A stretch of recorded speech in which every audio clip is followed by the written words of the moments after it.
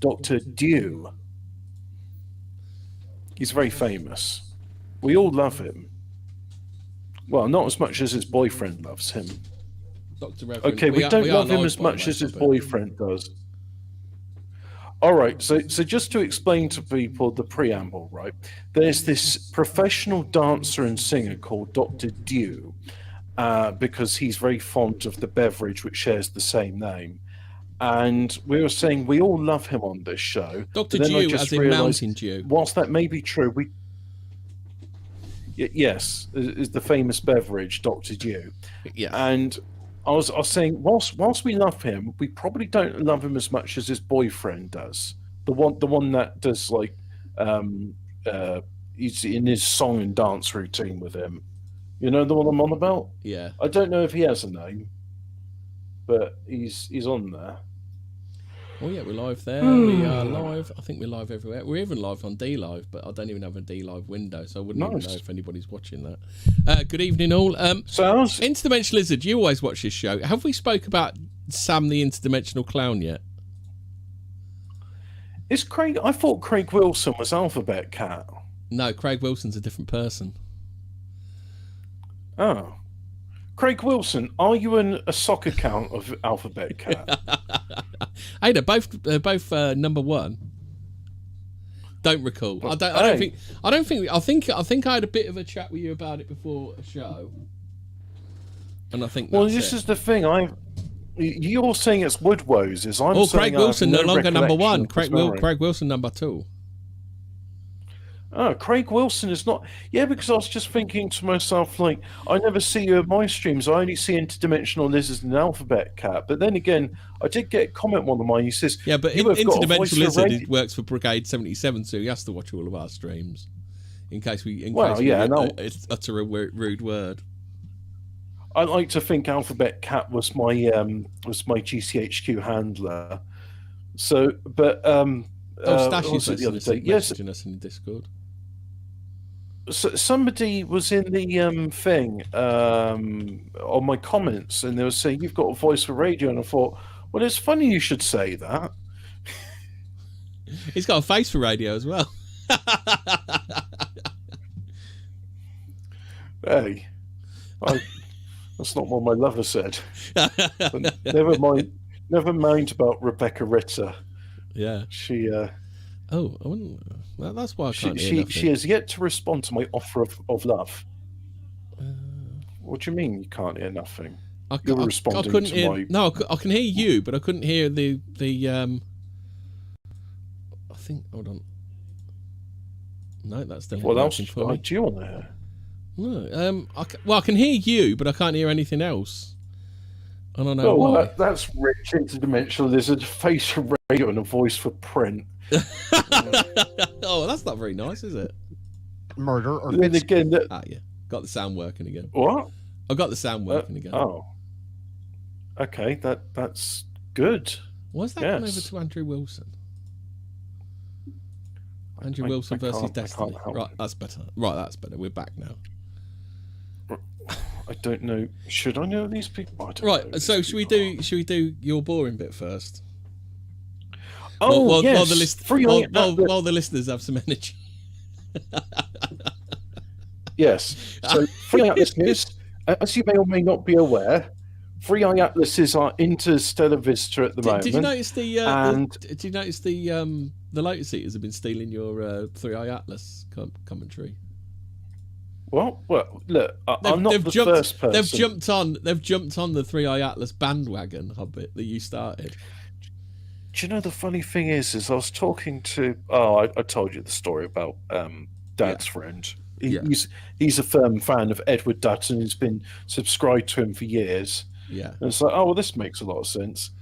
So Free Eye Atlas news. It's just going past the sun now, so we won't be able to see it until November. However, we did notice that its trajectory was changing before then, and the way its trajectory is changing is not... so here's the thing, right? I don't think we've actually discussed this, but do you think it's... what's the word? Intelligently intelligently guided. I don't know what the like posh term for it would be.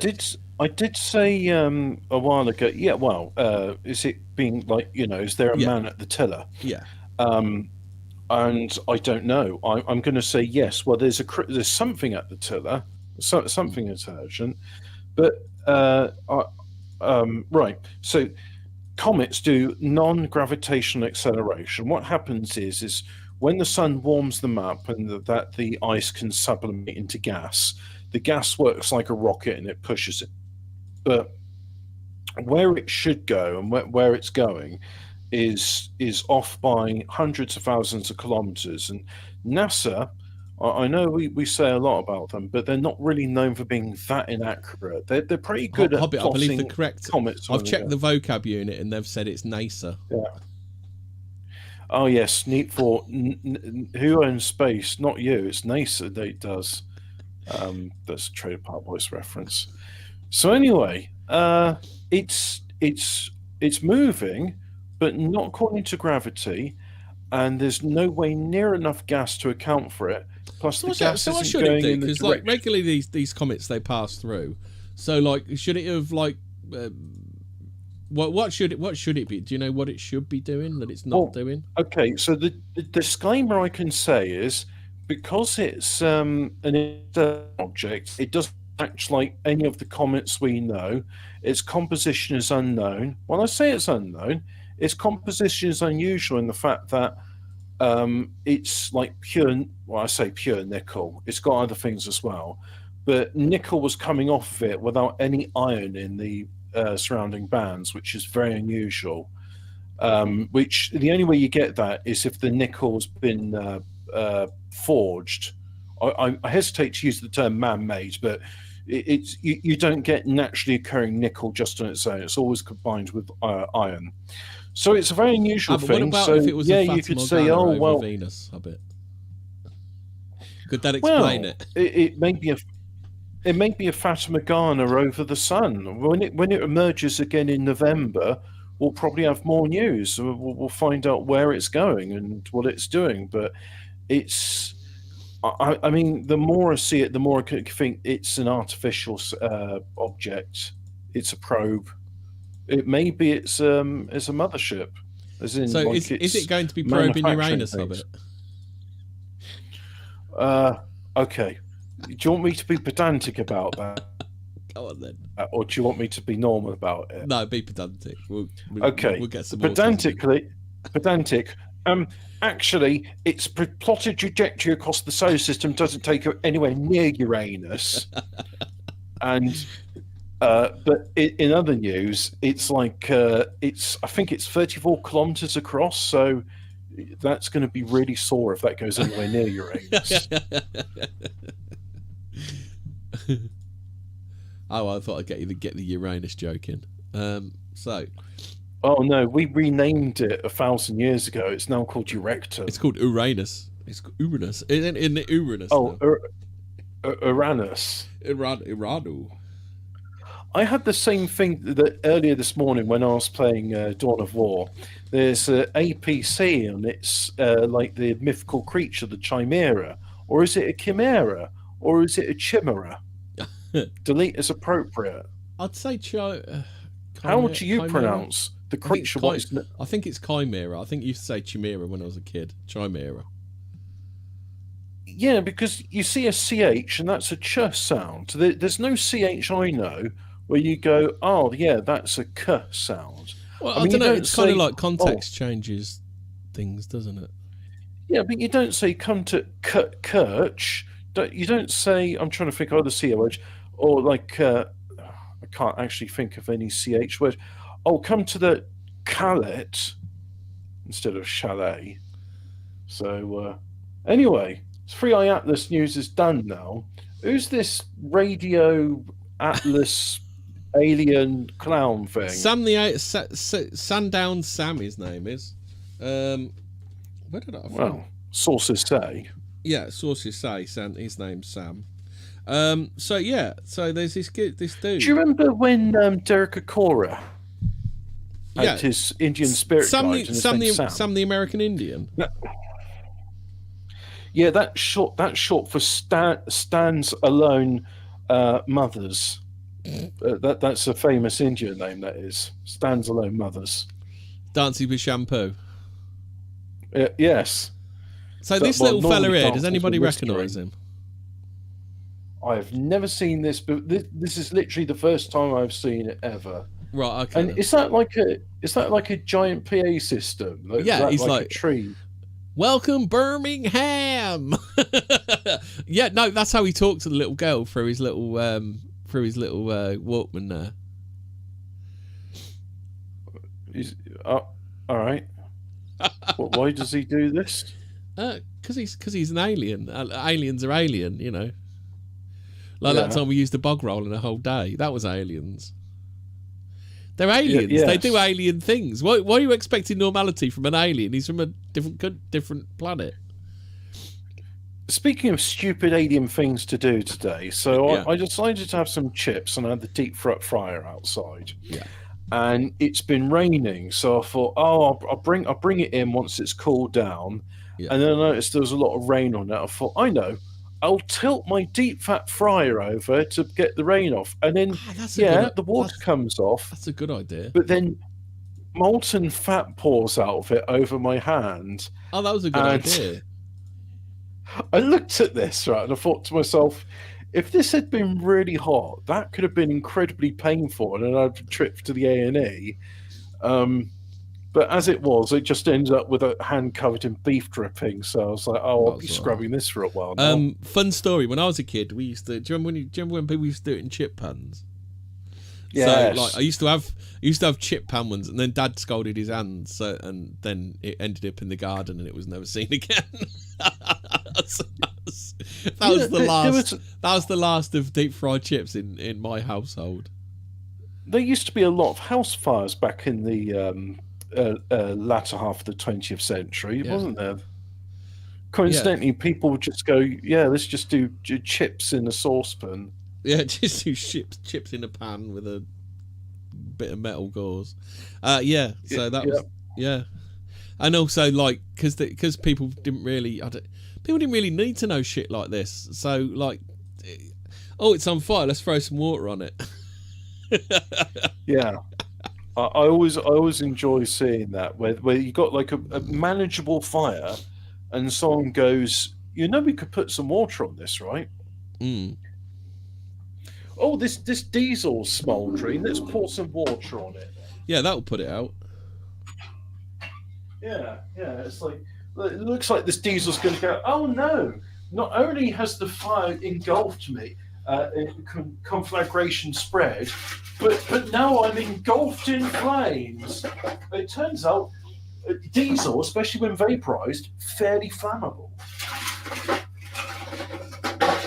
Who'd have thunk it? I wonder if we can find that review for it. Hey, don't tell Greta Thunberg, but I'm burning the coal.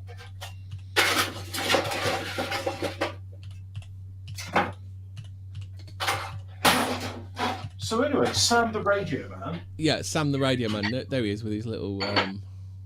Oh no, Sam the Alien Radio Man. Yeah. So was he like a mascot for Radio Rentals? He could have been. He could have been, and some might say he should have been.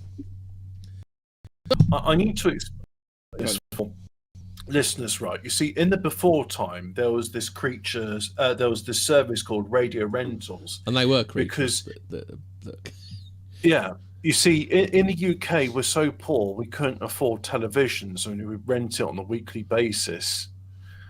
And there was also the coin-operated TV as well, wasn't there? I've actually been to.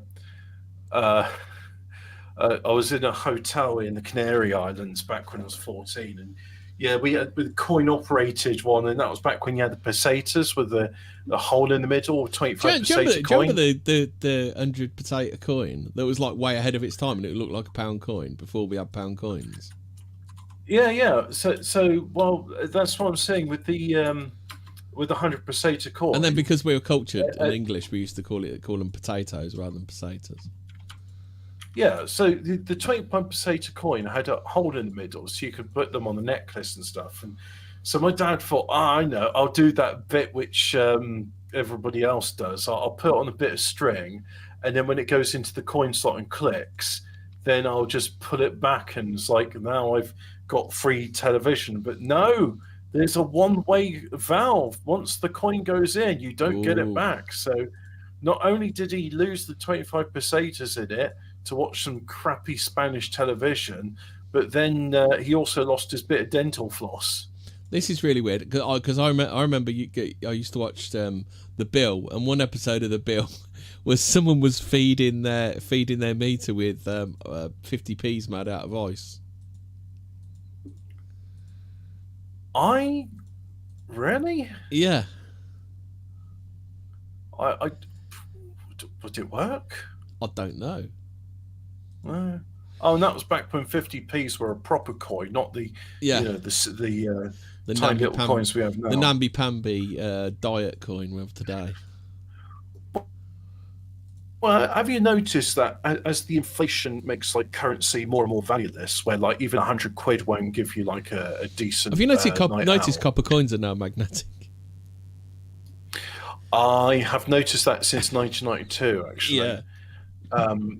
But I was saying, as the coins, the value decreases, the size of the coins decreases as well. Like a 5p coin used to be the same size as a shilling, and it would have the inscription "U pence" on it. And it's the same. The 10p piece was a 2 shilling coin, and that was a big bastard. I remember the big 10p. Well, is the old 50p bigger or smaller than a £2 coin? I haven't actually held them up against each other, so I don't know.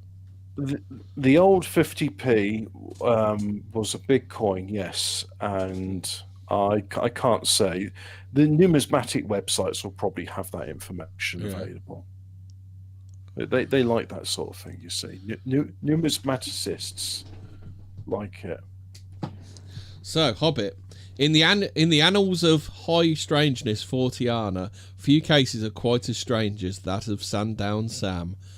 On a Tuesday afternoon in May 1973, a 7-year-old girl given the pseudonym Faye, in the Bufora report, which I assume is the British... Real name Fanny. Bufora, which would be the British UFO Reporting Association or something. Oh, sorry, the British UFO Researcher Association. There's a picture of the Bufora journal. If you want to find the actual journal, it's volume 6, number 5 from January-February 1978. And it's got the picture we've got here of Sandown Sam on it. With his microphone and his jacket over his shoulder. Because it does look like he's got a jacket. It does look like he's got a jacket over his shoulder. It does, yeah. Yeah. with his microphone and jacket over his shoulder. Yeah. Early in the morning, whilst everyone else is snoring, he makes a phone call to this little girl called Fanny. Like Fireman Sam instead, because he's Alien Sam. But I can't remember. But I can't do the fireman. I don't think the Fireman Sam theme tune fits with. It doesn't scan quite as well. Yeah, Fireman and Sandown, same amount of syllables, aren't they? Well, the Postman, yeah. But you see, the Postman Pat theme tune scans because it talks about a man that does stuff and has his accoutrements. In his case, his van and his cat. And in Sandown Sam's case, his microphone and his jacket over his shoulder. Yeah, there you go. Yeah. Early in the morning, whilst everyone else is snoring, this alien clown guy does creepy stuff. Talking to 7-year-old girls. Yeah, for a microphone. Yeah. So 7-year-old girl. It's important, apparently.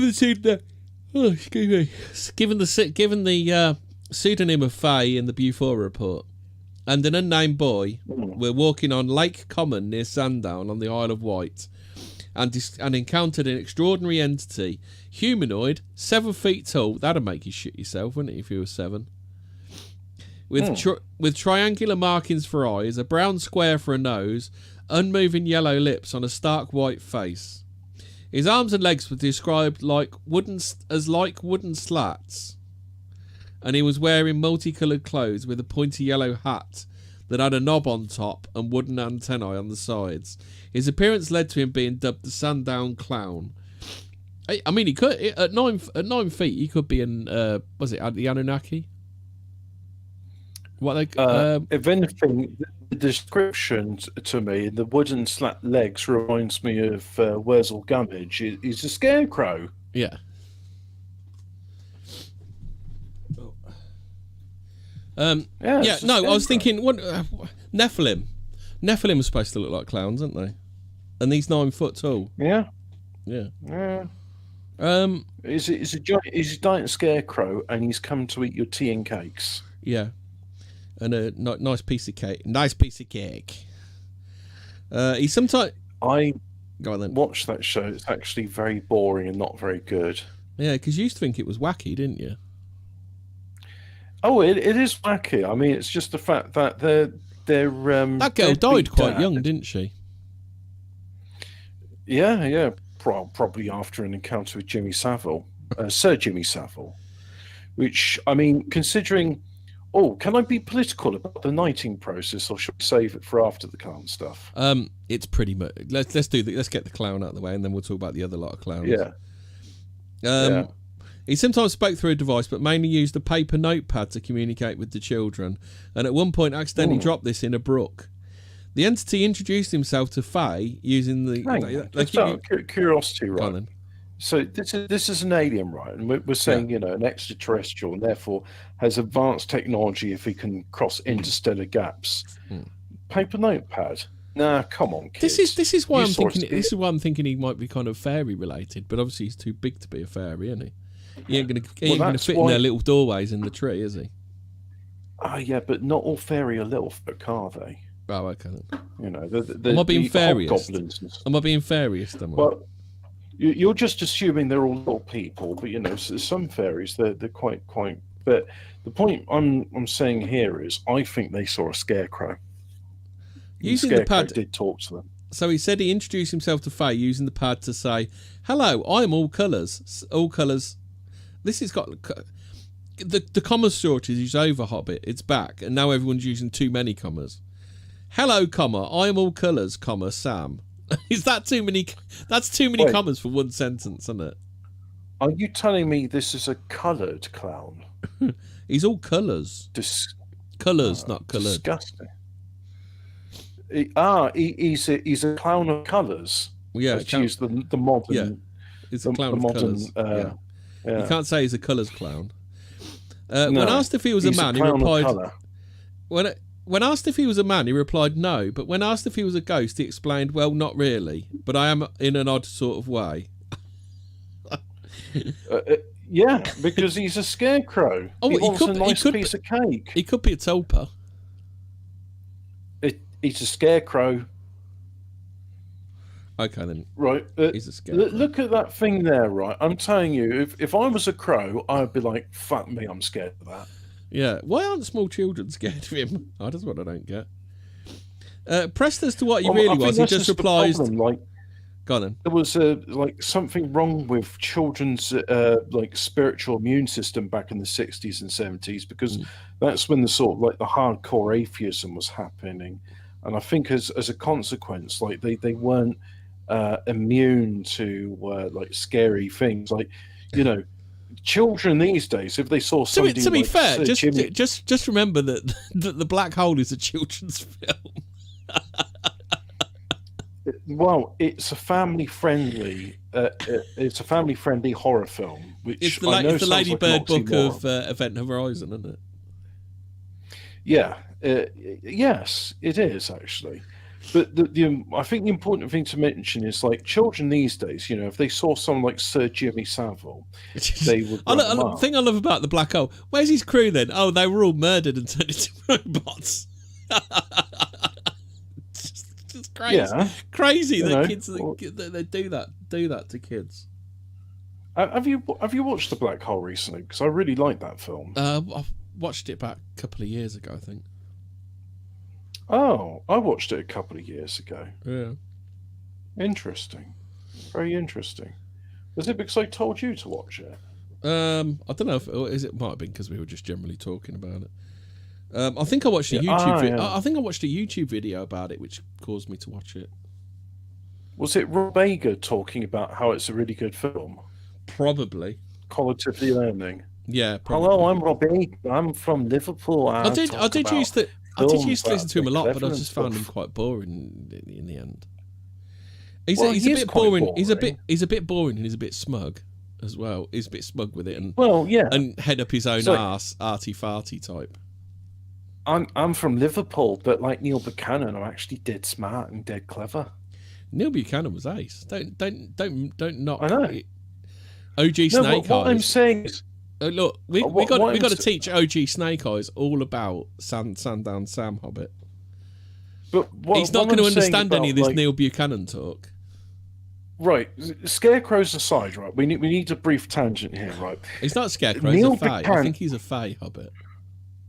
Rob Ager and Neil Buchanan, they are both from Liverpool, and they're both they're not thick as pig shit. They're actually pretty clever, as to use the local term. But now we are going to let you know, OG Snake Eyes, about Sandown Sam, the alien clown who is in fact a scarecrow. Is he sort of? Because when the kids pressed him as to what he really was, he just replied, "You know." That is not Nazi talk behaviour at all. And he also said, "Remember, keep this a secret from your dad." I don't think he said anything like that. Now here's a special game that we can play, but only in secret. He then invited the children into a strange metal hut where he talked. Do you want to see the strange metal hut, Hobbit? Are you ready for that now? This just sounds like child abuse. Were these children nonsense and they made up a story of an alien? Because it could be. You know, there's another story called Mysterious Skin, which is about this child who's convinced he was abducted by aliens, but in fact, no, it wasn't. He was suffering post-traumatic stress disorder from being nonced as a child.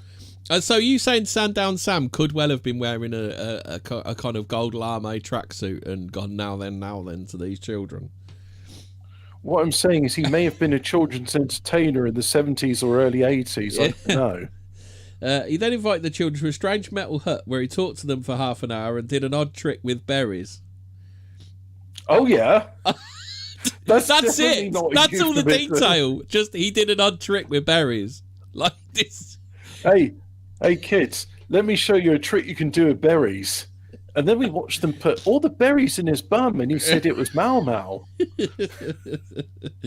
Why isn't Ian on this episode? This is right up his back alley. Yeah. Where he talked to them for half an hour and did an odd trick with berries before sending them on their way. His clothes seemed somewhat ragged, and he gave the children the understanding that he was stranded here in some way, and they had to forage for food. It was like... Hey, kids, you got 50p for some crack, kids. Hey, kids, you got any fish and chips? Kid. Oh, no, we got a cheese sandwich. Fuck off with your cheese sandwich. I want fish and chips.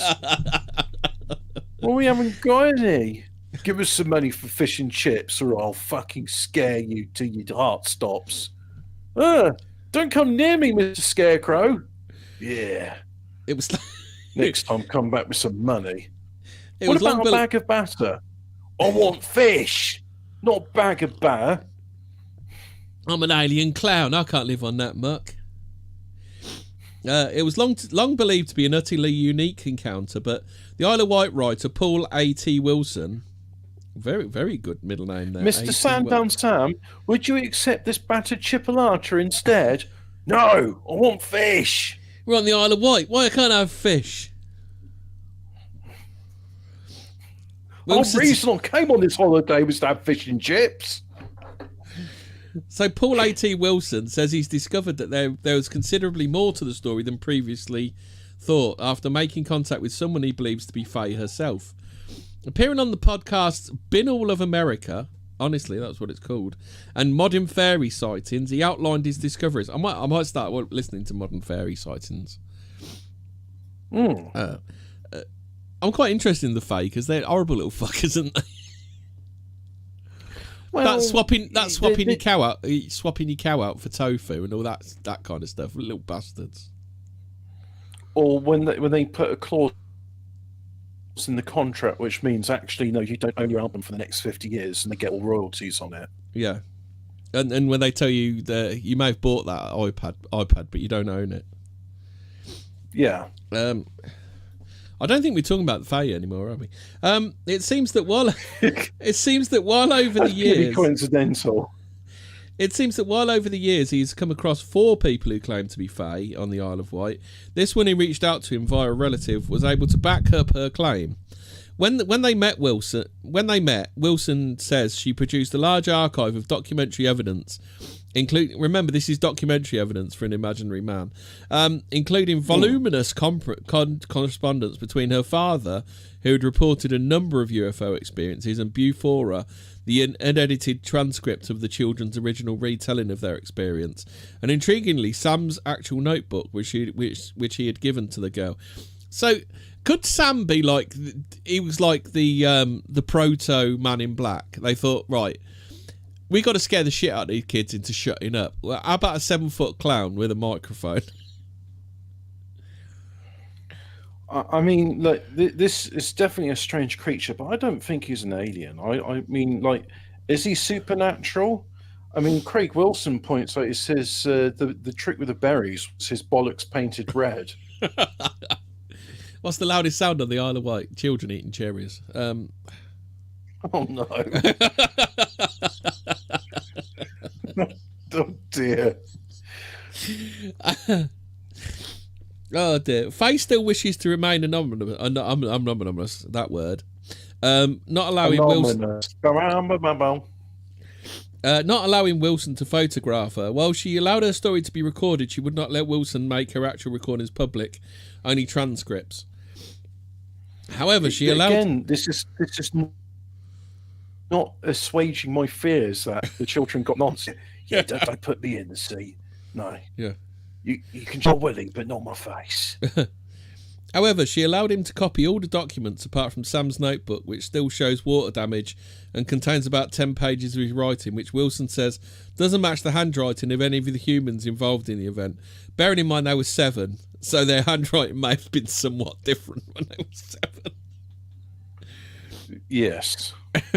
The material in the archive adds details of the encounter that were edited out of the original report, adding more description of the hut. Then it was bigger inside than out, so it was a TARDIS, basically. Hobbit.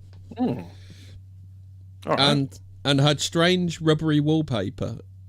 This is not looking good, is it? Strange rubbery wallpaper that made the children's arm hair stand on end, as if from a static charge. And that Sam talked about there being others of his kind, and how they could be identified by their different hats. Faye also told Wilson that she'd actually met Sam, who she referred to throughout as the Sandown Ghost, so I incorrectly called him Sam the Alien Clown, several more times. Strange. And that she'd recorded these meetings in her diary. Her second Sam experience took place in 1982, just under 10 years after the first. At about the same time of year, Faye was 16 and had a Saturday job at some stables, which she travelled to on the bus. On the day in question, Faye finished work in the late afternoon and had started the 10-minute walk to the bus stop. She was on a path through an area of scrub when she heard a thin melodic note, metallic, high and oddly playful. And then Sam stepped into view, and much as the same as before, but no longer looking tattered. He was carrying a small whistle covered in buttons, which then he pressed them, made a buzzing. That may not have been a whistle. Made a buzzing and caused the air in front of her to shimmer. In the shimmer appeared chalk drawings, and they're chalk drawings in quotation marks. And Sam said, "I've been keeping an eye out for you. I'm very happy we made friends." Faye was slightly startled by all this, but not afraid. Sam continued, "Things are fixed now. I don't have to hide or forage." And when Faye asked him to elaborate, he produced another image from the whistle, which Faye describes as resembling a doorway or a gate, but it faded too quickly for her to be able to see it clearly. She then said, "Look, I've got to go. I've got to catch my bus." And Sam told her, "I'll see you again 4 more times if you want. Travel safely." And then disappeared back into the wood with an odd hopping motion. The next... What are you thinking so far, Hobbit? Crackhead. Well, Friendly robot. crackhead. Robot says do people used to dress as scarecrows to frighten people back in the day, like they dress up as clowns on Halloween these days? Well, back when it was Samhain, isn't it? It's I can't remember how it's written. So there's two things, right? There's Samhain, but also there's All Hallows Eve, and Samhain apparently is pronounced Samhain or Samhain, isn't it? Is it? Oh, I don't know. Well, yeah. That's Gaelic bollocks for you. Mm. That sounds like one of them foreign muck holidays, like Diwali. Yeah. That's. Have you ever heard of any other festivals anywhere in England that have lots of fireworks going off, Hobbit? Because I haven't. What? You're telling me there's some autumnal firework thing in? No, I don't. No, I can't think of one. I just can't think of one. No. They the Indians invented it. Yeah. Well, it's like up until what was it, the late 50s, we were all sitting in bombed out places from the Blitz, and like, what we need is a Windrush here, because if the Windrush was here, then they'd be able to like come over and fix all these bombed out buildings, and it was very kind of them to do that. So like I think Halloween, I don't know if observed was I think it's like largely an American thing though, isn't it? Well, it's largely an Irish thing. Yeah. The fact is there was always an All Hallows Eve, and little kids would dress up in let's not forget November the 1st is All Saints Day, isn't it? And what they do is they go. Yeah, well, All Hallows Eve was before All Saints Day. Yeah. And the children would go from door to door and they'd pray for departed souls. And the idea is that you give cakes and other sweets to the children as a treat. So it was a nice thing for the children to do. They'd say some prayers outside your house, and you go, "Oh, thank you very much. Would you like this toffee apple? Would you like this fruit cake? Would you like these candied dates?" Or dates are pretty candy to begin with, but yeah. Right. So, where was I? She was. He was going to get on the bus. Oh, that's it. So he said, travel safely and hopped back into the woods with an odd hopping motion. The next encounter was a year later. Faye was hanging out in a park with other teenagers when she suddenly smelled earth and burnt leaves, and instantly she isn't there anymore. She was sitting on the bench and still in the park, but the park was different. Everything colours, shadows, silence was more intense. It felt like reality had been turned upside down. Faye said,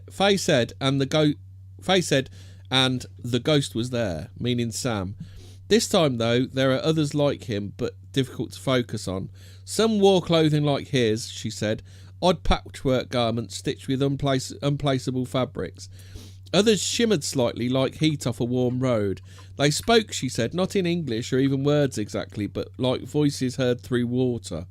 Faye described it as a language without meaning, but with presence. Around them she could see freestanding doorways, some open, some closed. One led to somewhere green, another one showed stars, and one shimmered like mercury. Faye said it was like standing in a cathedral. Sam spoke, saying, "I'm glad you're here, you're doing well," and led her past the doorways, showing her things she couldn't remember the details, but said that some felt joyous and some felt sad. So I think it's saying, I think this is leaning more to him being a fae, isn't it? Well, a supernatural creature of sorts, and I'm thinking a talking scarecrow is a supernatural creature. Yeah. I'm like a dog with a bone on this one. You've watched Wurzel Gummidge, and you're determined to make it stick. This is the spirit of Wurzel Gummidge manifest through these children. Yeah. A view Faye did remember showed the earth from far above, distant glowing blue, and she could see Europe whole without borders, without barbed wire. Oh my God. Gay! At this point, Sam said, "The world will not end in your lifetime. There will be no nuclear war, and Europe will not be split for long." He then said, "This is the second time. I told you there will be 4 more if you wish it." Faye asked him, "Why me?" But Sam just nodded. and she was instantly back in the park with her friends. Startled, she said, "How long was I gone?" But they laughed and said, "You haven't gone anywhere. You've just been sitting like a weirdo." Nice friends she's got there. Yeah. So the third time Sam returned to the island was in 1984. But this was unlike the other encounters. Faye was on her way to visit her boyfriend in Newport. Rather than take her usual shortcuts, something made her go the long way. Almost immediately, she was surprised by Sam walking around the corner, looking very peculiar. He was slightly stooped, dressed in clothes more like a human's than previously, and he didn't have the same white complexion. He looked altogether more human and had mannerisms and speech patterns like a normal person. He said, "I don't have much time. I'm using up one of my visits," adding, "I know where you're going," in an urgent tone of voice. "To see the boy. You shouldn't. Turn around. Just go home. That's all. Please go home." He then vanished back around the corner, leaving Faye slightly stunned. Nonetheless, she complied and later found out that her boyfriend was arrested for burglary about this time. About the time she would have arrived at his house, and she would have been caught up in it. Oh, bad lad. She likes the bad boys. The fourth and so far final... Conan. No, I haven't got anything to add to that. But he seems like part guardian angel as well, doesn't he? Yeah. I don't know, mate. Honestly, I don't know. It's a very strange thing, and I mean, forgive my cynicism for being a bit distrustful, because this was, in the 1970s, this creature. So, well, it's through the 1980s because that last visit was 1984. Yeah, but the ones before them were 70s. The fourth and so far final visit for Sam was in 1989, when Faye was just 24. She'd got married and she was about to move to the mainland with her husband. The night before they left, she went for a walk and was passing a dried up fish pond when she spotted an odd hut which looked out of place. She described this as resembling an intercity express train, long, white and sleek, but with a slightly bowed roof covered in corrugated iron. Then she said the ghost stepped out of it, restored to his usual form with the white face and colourful clothes, and invited her in for tea. The hut went quiet inside and was illuminated by an unseen light source. There was a table, 2 chairs, a strange device like a kettle, but not exactly a kettle. When is a kettle not a kettle? When it's a kettle, but not like a kettle. And cups it looks made a bit like a kettle, but it's probably not a kettle. It might be a kettle. Something else. But it might be a kettle. Might be a space kettle. I'm going to pen it down in the column of quite possibly maybe a kettle. I really don't know why she got to... I remember the Australian version of Wurzel Gum, which was really dark and creepy, says Jojo. Yeah, the English version of Wurzel Gum is dark and creepy. It's just... Why did they like creeping kids out so much? Ask Sir Jimmy Savile. Yeah.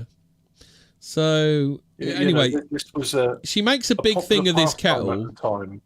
And he had cups made of something like porcelain, but soft and slightly flexible. So plastic then. Sam poured the tea, which smelt of herbs and tasted sweet and comforting. They spoke, but the content of the conversation faded from memory almost as soon as she left the hut. And when she got home, she found her dress was on inside out. No, she didn't. With unusual stains on it. that the sort of stains that are easier to scrape off your fingernail. With a fingernail, yeah. How strange that's written in the Holy Book. Yes, weird that. Sam poured the tea. They spoke, but she can't remember it. Said it was like waking up from a vivid dream and losing it between breaths, Faye said. Although she recalled Sam saying the Berlin Wall will fall, which she remembered thinking was impossible. Sam then said, "This is the last time you'll see me until the end." Oh, God.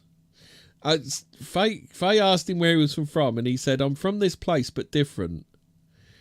He don't like answering a question. Is Sam some sort of like interdimensional politician? Sam is a bit annoying. She finished the tea and left, turned and waved goodbye and walked on. When she turned again, the hut was gone.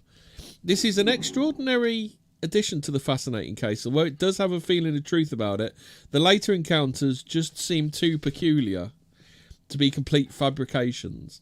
There are problems. Without Faye's real identity being made public, access to the original recordings or Sam's notebook, we have to take Wilson's word for it in that these exist. And he was told this story and that he has reported it correctly. While it is unlikely that anyone would go to the trouble of faking the archive material Wilson claims to have seen, it is entirely possible for someone to have come into possession of this material without either being Faye or having had the later experiences. I think that is later, isn't it? I thought it was latter, but it's 1T. Wilson has no history of hoaxing, but without independent verification of Faye's existence and identity, it's not possible to trust. But even if you do have look, Faye's a real person, but they could still be like her imaginary friend, couldn't they? Do you know what I mean? There's no way of like proving it correct, is there? It's one of those things that you can't prove it one way or another, and I find that story a bit of a head scratcher, to be honest. I'm sort of listening to this and I'm thinking, I don't know how to make head nor tail of this story. Somehow it's more realistic than the Sodder children story. Than the what story? Sorry, the Sodder children. Remember the burning house? That story I just do not get. That's so much in that. It's just what's going on here. I don't know. Yeah. I mean, this one, like, if you're being like extremely uncharitable, it could just be like a child's imaginary friend. Indeed. So it's entirely understandable why Faye might put restriction on Wilson, but it does place him in the unfortunate position of being the sole gatekeeper of the story, meaning he just has to be trusted into telling the truth without independent verification being possible. But even then, prove who she is and you don't prove anything at all, do you? So as a result, it is necessary to suspend judgment on the reality or otherwise of these claims until the evidence can be independently verified. It would, though, be interesting to hear from the boy who shared the original experience to see if he too has met Sam again. Faye told Wilson that she had lost touch with him shortly after the 1973 encounter, but thought he might be traceable. So then there's just this extra bit about Sam. So they're calling it the Summer of Sandown Sam, because obviously relating to the Summer of Sam. That's what they're saying. So the story of Sandown Sam has been enjoying a revival in the local area that goes beyond Paul A.T. Wilson's... Why does he have to call him Paul A.T.? Why can't he just call him Paul Wilson? Paul A.T. Wilson's updated accounts of the weird ghost spaceman. Goldsmith's design lecturer David Jones felt that Sam needed to be actualised in Sandown in some way and created a life-size 7-foot-tall statue of Sam that he has donated to the Isle of Wight. Statue Sam visited the seafront and Sandown Airport close to the location of the original sighting before coming to rest for now at Boojum and Snark, a regenerative art space on Sandown High Street. Here, artist Teresa Grimaldi and creative producer Tracy Mikic have led a series of community activities to re-engage the public with this tale of high strangeness. Although known widely around the world, the Sandown clown sighting remains surprisingly unfamiliar in its hometown, says Tracy, who believes that exploring the growing folklore around Sam is the perfect way to bring Sandown's tale of high strangeness back into the community. Teresa co-created a large puppet of the 7-foot clown with the public, which then appeared in the Sandown Carnival. An installation, Windowless Hut, has also featured, inspired by the strange metal hut from the original sighting, viewable only through a peephole. Can I just say that the co-created is one of those really sort of like, oh, look at me, I'm a co-creator of the community. The community. Yeah. The community was the other creator, but really it was my genius and masterstroke that made it true. Offered a glimpse into Sam's world. The project also included a public event called the Evidence Board, which framed the sighting as a cold case and invited the community to help solve the mystery, exploring possibilities ranging from a ghost or alien to Ringo Starr. It's complicated, but relates to the shooting of the film That Will Be the Day on the Isle of Wight in 1972. My money is still on Ringo, Teresa told Footy. So it might be Ringo. So it might just be Ringo Starr. That song's Ringo Starr, is it? I thought Ringo's Buddy Holly. No, he was in a film. called "That'll Be the Day." Oh no, the song I'm thinking of is "Thank You for the Days." Ah, that's you know, that's Kirsty MacColl. Yeah, but I think it's a cover version. Oh right, because I was saying "Thank You for the Days." It's not Fairground Attraction, because for some reason I always kept thinking "It's Got to Be Perfect" was by The Beautiful South, and it's not. It's by Fairground Attraction. Yeah, this is very important that people know I got these two mixed up. Do you want to talk about this?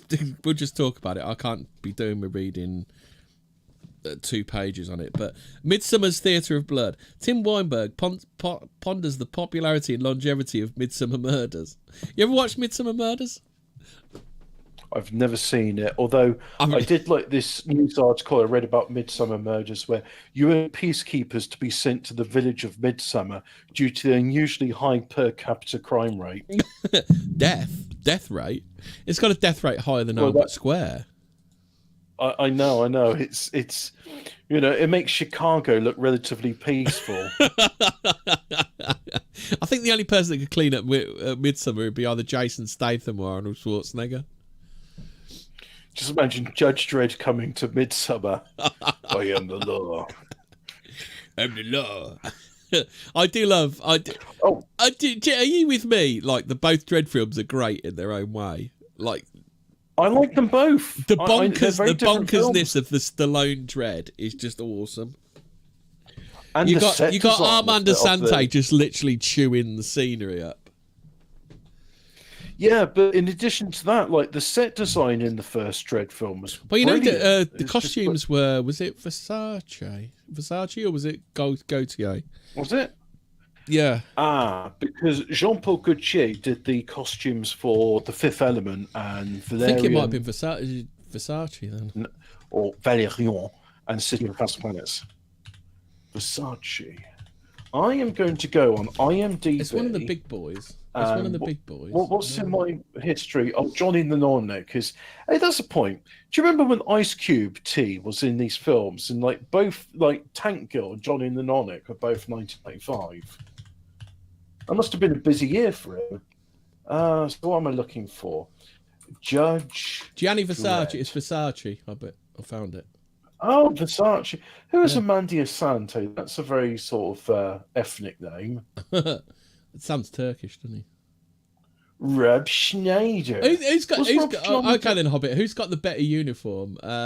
Carl Urban Dredd, or do you love the Gianni Versace Dredd? I really liked Stallone Dredd because the gold amulets, the eagle and what have you is really good. But I tell you what, someone was saying this on YouTube. It's like, why can't they make films like they did in the 90s anymore? They can't make, that unreality of films back in the 90s. Do you know what I mean? Like, it always has to be grim and gritty and realistic, doesn't it?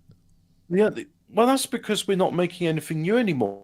The set for Demolition Man wasn't a set. It was like this new part of Los Angeles, and they were like, hey, before we open this up to the public, would you like to film here? And someone's like, yeah, that sounds like a cool idea. All right, we'll film in this new part of Los Angeles and say it's the futuristic part of, because in the film there was a massive they did that back in the day, because I don't know whether you know, but you ever seen Cyborg with Van Damme in it? Universal Soldier I have seen. Cyborg is Cyborg. Cyborg, whether you've seen it or not, doesn't really matter. But it's an unused set that they were going to use if they'd have done Master of the Universe 2. Yes, I have seen Cyborg. I remember it now. He's this. He's on this space colony. Well, it's not a space colony. It's like an extraterrestrial planet colony, and the soldiers come back and they're like, and he's like, and they have a good fight. And then, Snake Eyes has made a couple of comments, just slightly to the side of Judge Dredd. Have you seen Killer Clowns from Outer Space? No, I haven't. Absolutely awesome, absolutely banging theme tune by the Dickies. I have seen. homosexual neighbours from outer space. No, you don't want to see. Or at least you the first 6. Killer clowns. Imagine killer clowns, but they're aliens, so they use like clown props to kill people. Like it's like acidic flowers that squirt out acid and. Oh, that's nice. And it's really weird and over the top, and it's really, really good. Imagine like I don't know how to describe it. It's kind of like Gremlins crossed with Ghostbusters. I got the idea. Gremlins crossed with Ghostbusters. Okay. Really, really. Right. OG says it's definitely should be on your Halloween to watch list. But yeah, really good film. I never watched it back in the day. I watched it a couple of years ago. I tell you what I would have my Halloween. What I would have on my Halloween watch list. I've seen it before, but I need to watch it again sometime, and I think I'll finally bite the bullet. I'll watch Mad God again, because that film, the detail in it is like, okay, it truly is horror, but the detail in it I can respect. I can respect it, even if I find it disgusting. Well, it's not so much that; it's the crafting, what it like. Yeah, think everything that's on that screen has had to be moved. Take a picture, move it, take a picture, move it, take a picture. Yeah. Did you remember that Fast Show thing when they were showing like, is it Nick Griffin from Aardman Animations? Oh, Nick Park. Nick Park. And what we're going to do is we're just going to move it just a little bit, and then his eyebrow, we're just going to move it just a little bit, and his finger, we're going to move it just a little bit. And his arm, we're going to move it just a little bit. Okay, we're ready to take the picture now. Also, like with Rob Schneider being in both Dredd and Demolition Man. Dredd. Do you find yourself thinking Dredd or Demolition Man? Did that scene happen in Dredd or Demolition Man? No, I've never sort of questioned that. The only bit I sort of thought was similar in both of those films was in Dredd, there's this bit where the robot's going around saying, eat recycled food, it's good for you and the environment too. And Judge Dredd, oh no, Demolition Man, there's all that like free seashells and the Taco Bell food, it's not really food, and he eats the rat burger. It's made from rats. Is that the thing? Is that where they have sex without having sex, or am I getting it confused with Logan's Run? They're having VR sex. That's it. Yeah. Grim Darkness of the Far Future. Oh, and also they predicted Skype calls and like accidentally sexting somebody a dick pic, but instead of a dick pic, it was as a woman coming out the shower and she had nice tits. Because back in 1993, you're allowed to show beautiful women in states of undress. Do you remember all cop films had an obligatory let's go and stake out the local strip club? Do you remember all cop film? That was like a law of cop film back in the day. That is a staple of Steven Seagal movies. Literally every cop film. Like, think of a cop film. What is it? Yeah. Tango and Cash, strip club. All right. What about Beverly Hills Cop 2, strip club? What about that film where Arnold Schwarzenegger is a KGB agent and he works with Bill Murray? No, it's James Belushi. Oh, and that's Red Heat. But he's the guy from Ghostbusters. No, you know the one I'm on about. There was no film. No, you're getting Jim Belushi mixed up with Bill Murray. That's the one where he's got this spring-loaded knife and he shoots it at this drug dealer because he breaks open his plaster cast arm and goes "Cocanum." Yeah, that's it. That's Red Heat. It's James Belushi. And then just at the end of it, they're like, in Soviet Russia, it is common to exchange watches with your work partner. Can you imagine how much it must suck being like James Belushi or Peter Hitchens when like everybody knows like the best one died first? Like, can you imagine how much that must suck? Yeah, okay, I know what you're on about now. Yeah, you remember John Belushi from the Blues Brothers? Yeah. Oh yeah. Blues Brothers, the most expensive comedy film ever made. Did you know that? The set from the Blues Brothers, that mall, was used in another film, and I can't remember what it was. Is it? Oh, the one where the cop car ends up upside down.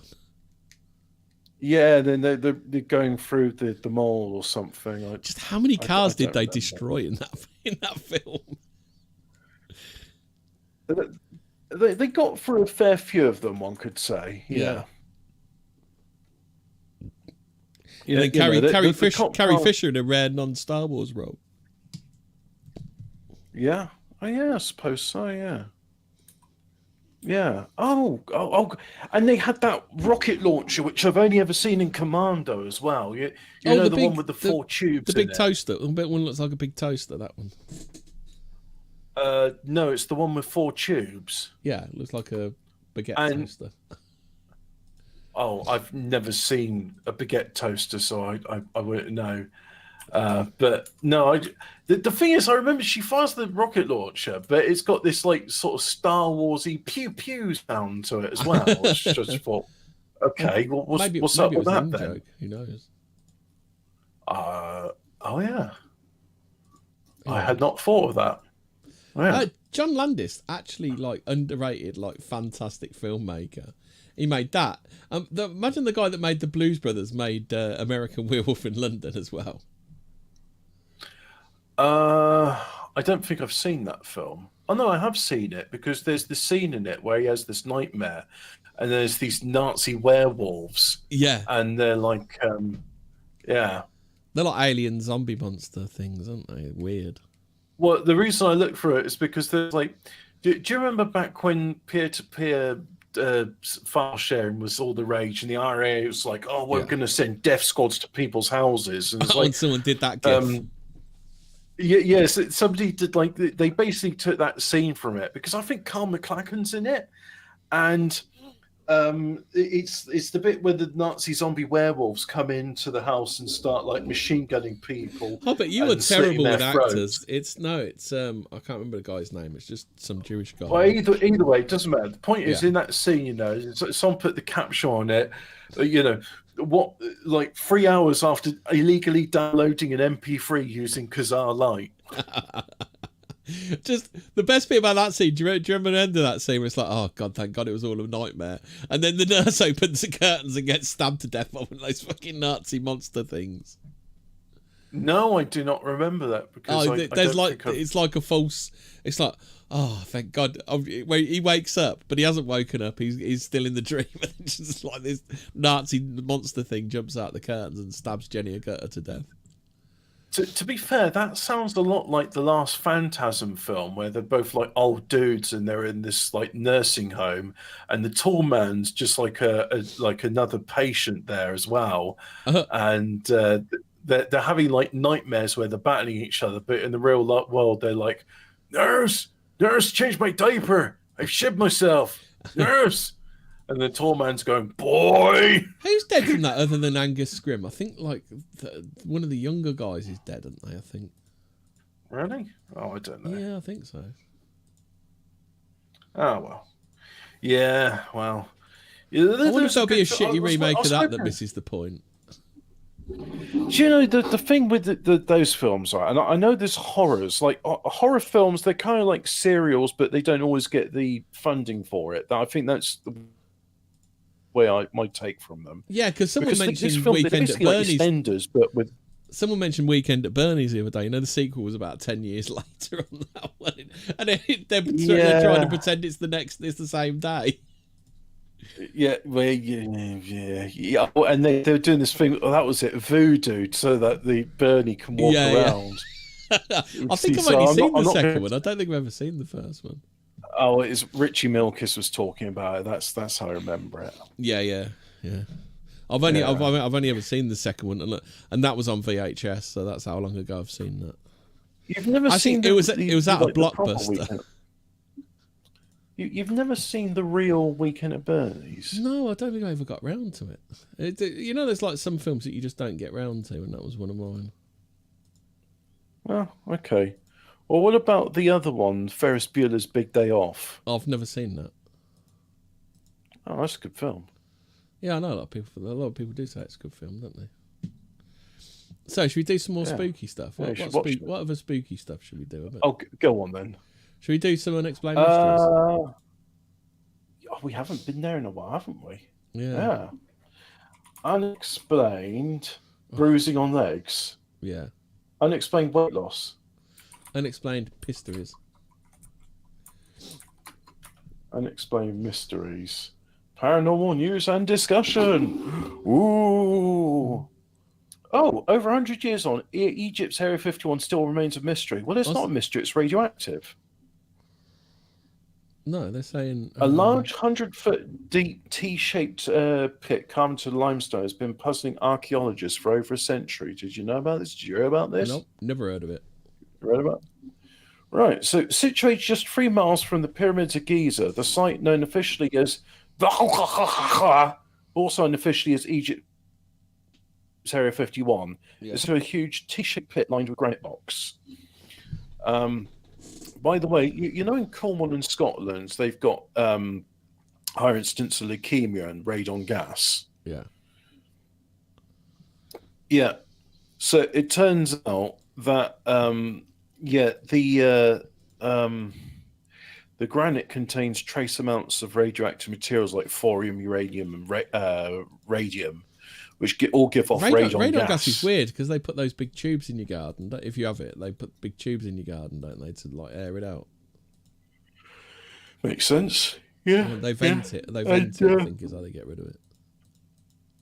Well, where I used to live, which is about less than a mile from where I live now, we had radon gas meters in the cellar. Yeah. And we used to get water in the cellar, so occasionally when it got to a certain level, we pump it up and it go into the drains. Yeah. But yeah, no, the sort of, the Tutankhamun's curse. Yeah, it turns out Tutankhamun's curse it's incredibly radioactive. Is that like Montezuma's curse, or is that different? No, that's when you have a dodgy burrito. So it was first excavated by archaeologist Alessandro Berlisanti. That's not a very Egyptian Berlusconi. name. Yeah, in the early 1900s. He had a bunga party in the pyramid. He was saying with the Egyptians, they're unfuckable lard asses. Yeah, which I think is harsh, but I think the Egyptians would agree with that sentiment. Yeah. And so. Yeah, well, why is it like, it's been there thousands of years and the Egyptians just go, yeah, not interested, mate, just leave it. Like the only reason we found the Rosetta Stone was it was in somebody's house, propping up a corner of a wall, and the house was being demolished. And then somebody saw it and said, hang on, lads, I think that could be important. Yeah. And so that they sent it back to England to the British Museum, and then it's like, yeah, it is important because what you got in there is in Egyptian hieroglyphs, ancient Egyptian, which was a written script. Do you know what I really like? When it's in the ground, covered in shite, we bring it out, clean it all up, figure out what it is, and then they go, oh, that's ours, that is, you fucking thieving bastard. It's like, mate, you were literally using it as like as a board for your toilet. And then, like, you thieving bastard, you stole that from us. No, we didn't steal it from you. You gave it to us because you thought it was fucking worthless.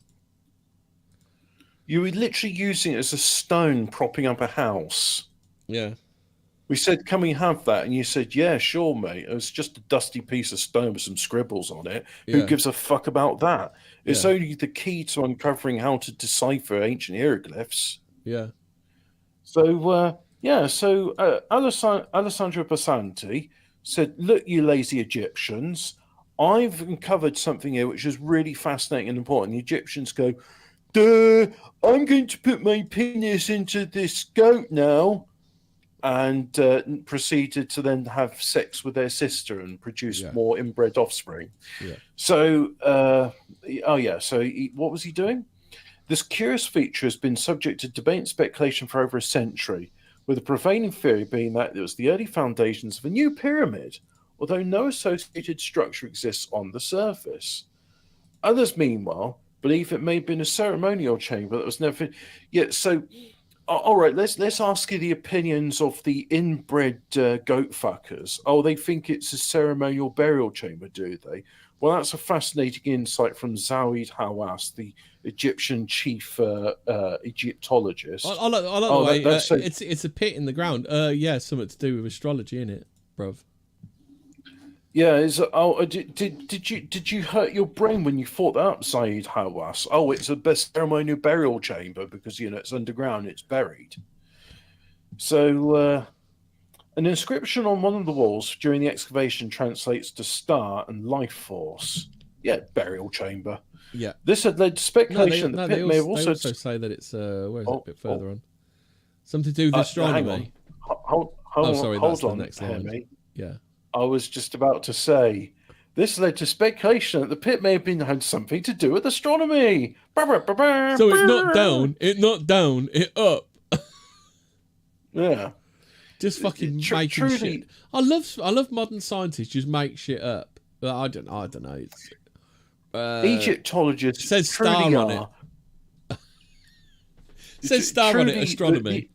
Obviously.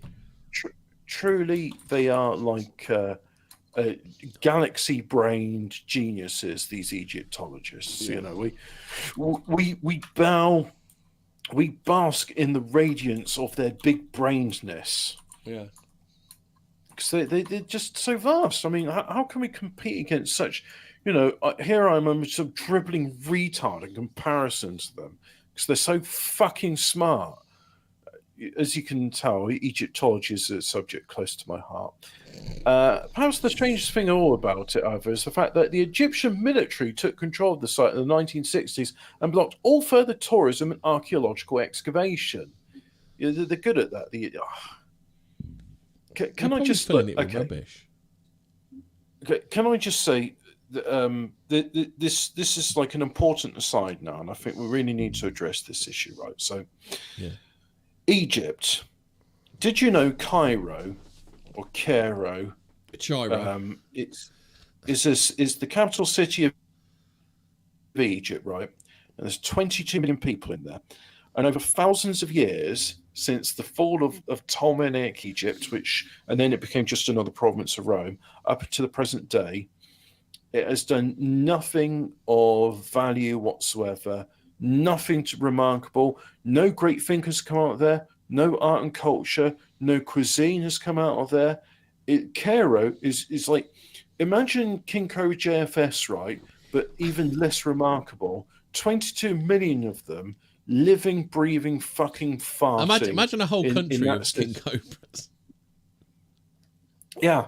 And it just like 22 million of them in Cairo. Like, here's the thing, right? If there was the news tomorrow, and it's like, in news today, the entire city of Cairo has just vanished. Nobody's there. They're all gone. It would make no difference to the world whatsoever. In fact, it'll probably take us like a couple of months to figure it out because, like, tourists would go there. It's like, yeah, I went to my hotel and there was no staff there. And then we sort of said, hey, can we get a taxi into Cairo? It's like, no, you can't because the taxi drivers are gone. And after a bit of investigation, it's found like, 22 million Egyptians are missing and no consequence to the world whatsoever. Absolutely. The only difference would be like the USA would be, well, we won't have to send so many like bags of wheat over there now that there's 22 million mouths less to feed because, that's the thing.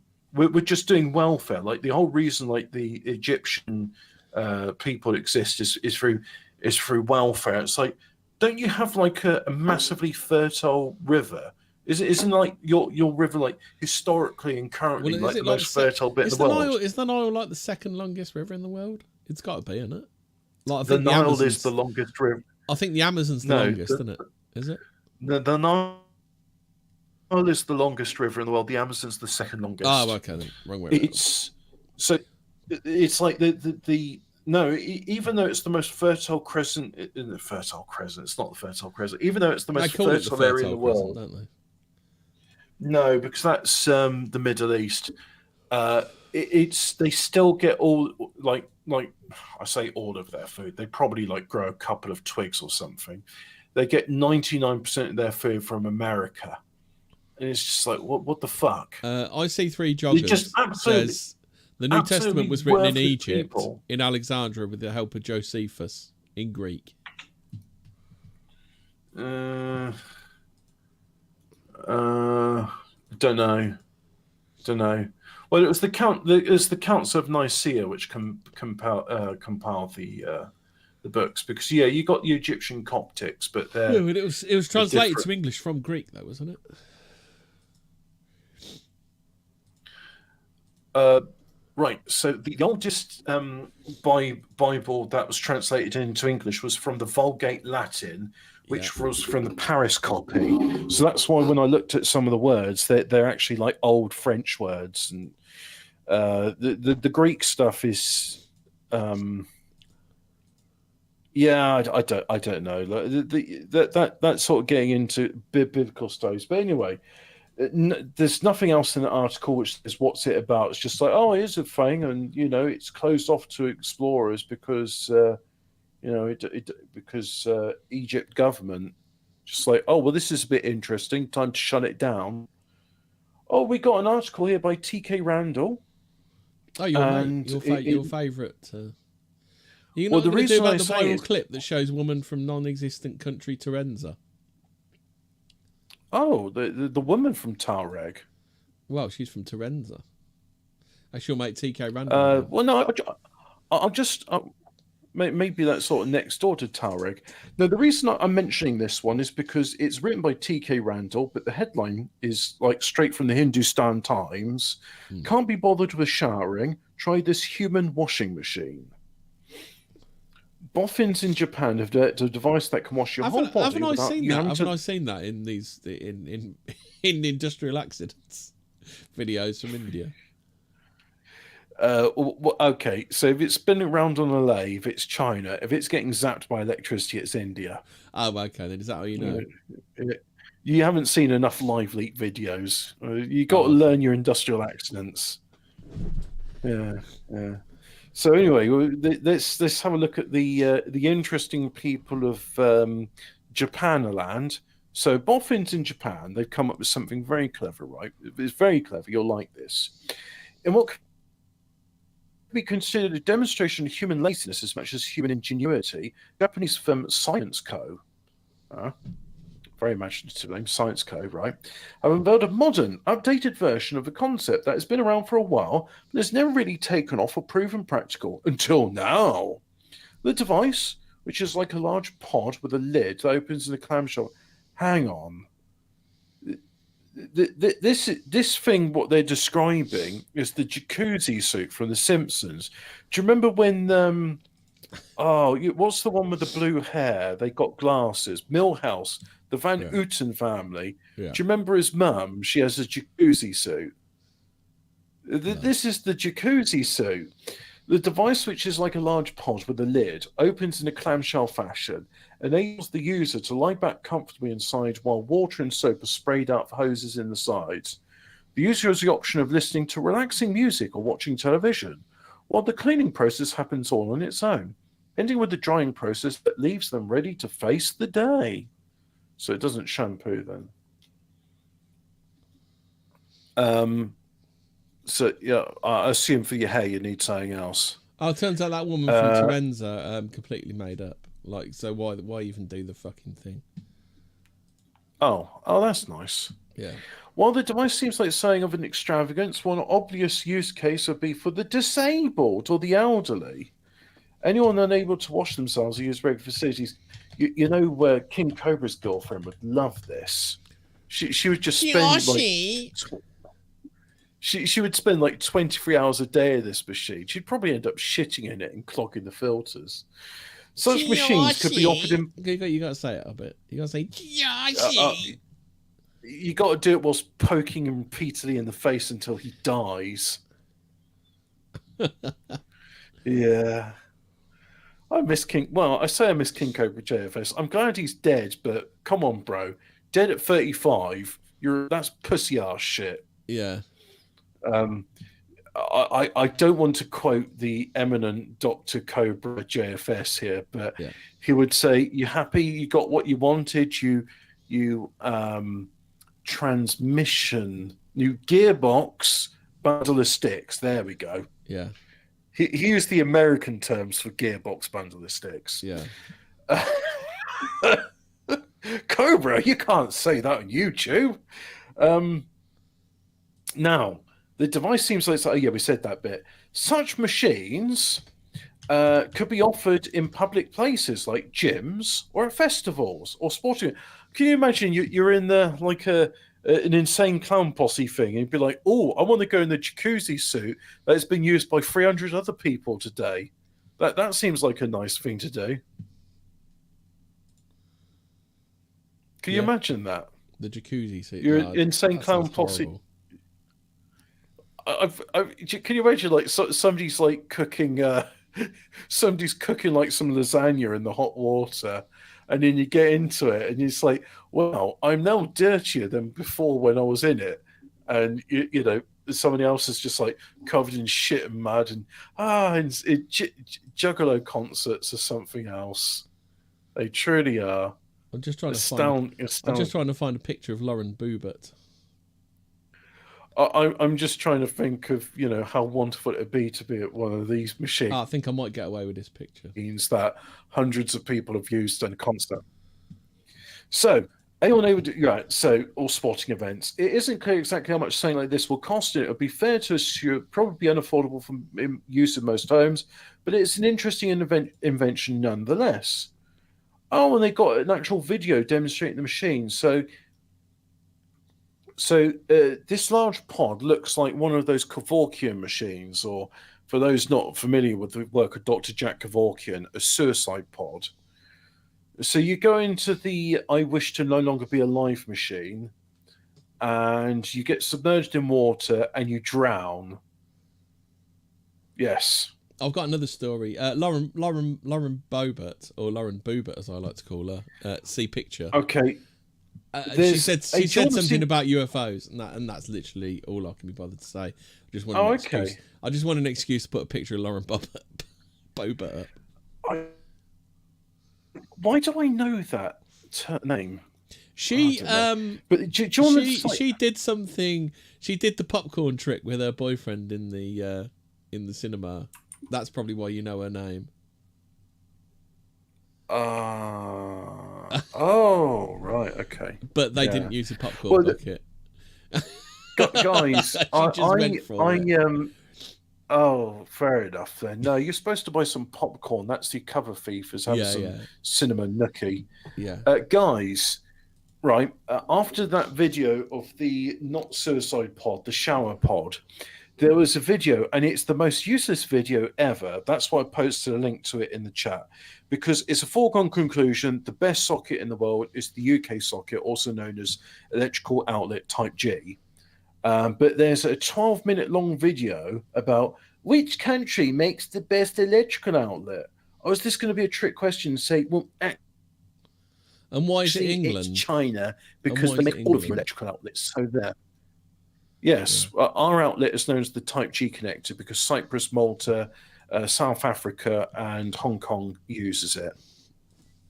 Yeah. Did you know the Australian the slanty-eyed socket? The one with like where like the pins are at 45 degrees. That one. Well, I think the angle's not quite 45 degrees, but yeah, they look like a chinky man's face. Yeah. And what it was is in North America, because they wanted to do like polarized sockets. And so what they do is get the two pins, but then put them at slight angles. And they also reckon that would be better for socket retention, because US sockets are notorious for having plugs wiggle out and, you know, kids being able to stick knives and forks and tongues on it. Yeah. So Australia just thought, or take two forks and put a coin in it. Do you remember the TikTok trend? A TikTok trend. It's like cause yourself irreversible bodily harm, loss of life. Yeah. Challenge. Let's do a story about political correctness gone mad, Hobbit. Woman fined after transporting a pony in the back of her car. That pony's got loads of fucking room in there. Look, Hobbit. I'll put the picture up if you want to see it. This is just like a boondoggle from Big Horse Box saying, you know, it's just keeping a woman down for transporting. Well, and guess which country is supporting Big Horse Box? United Kingdom. No, extremely officious people. Ireland? Germany. Oh, okay. All right. Yeah, for some reason I was going to say Switzerland, but the Swiss are just like officers argued the situation was fundamentally safety, not just for the pony, but also for the woman and other drivers, and the animal was quite heavy and could have caused an accident. Even transporting a dog in this way would be considered inappropriate. What the putting a dog in your back of the car is inappropriate. Fucking Jesus Christ. Yes, in Germany you must use the official Kninhan. To be fair, I think he's saying even in TK Randall, he's probably from Murica, isn't he? Oh no, I thought this was Murica. But he's not even doing that. He's going, oh yeah, I agree with the petty bureaucracy of Germany, and I wish we could have more of it here in America, says TK Randall. Please put that leash further up my arse, says TK Randall. Yeah. Well, when you were saying the story of health and safety gone mad, I thought you were going to say about that woman who was fined, was it £140 because she tipped her coffee into a drain? Oh, yes, I saw that one. Yeah, that was a nice, fun story. Meanwhile, that now I can't say what country she's from, because when you say that bitch, that apparently is a slur, because people from this country... The country's so disgusting. If you mention the name of the country and say you're then they'd be like, well, that's a hate crime. That's a hate speech, because that country's so evil and horrible. Anybody that uses that term is. But it's just anyway.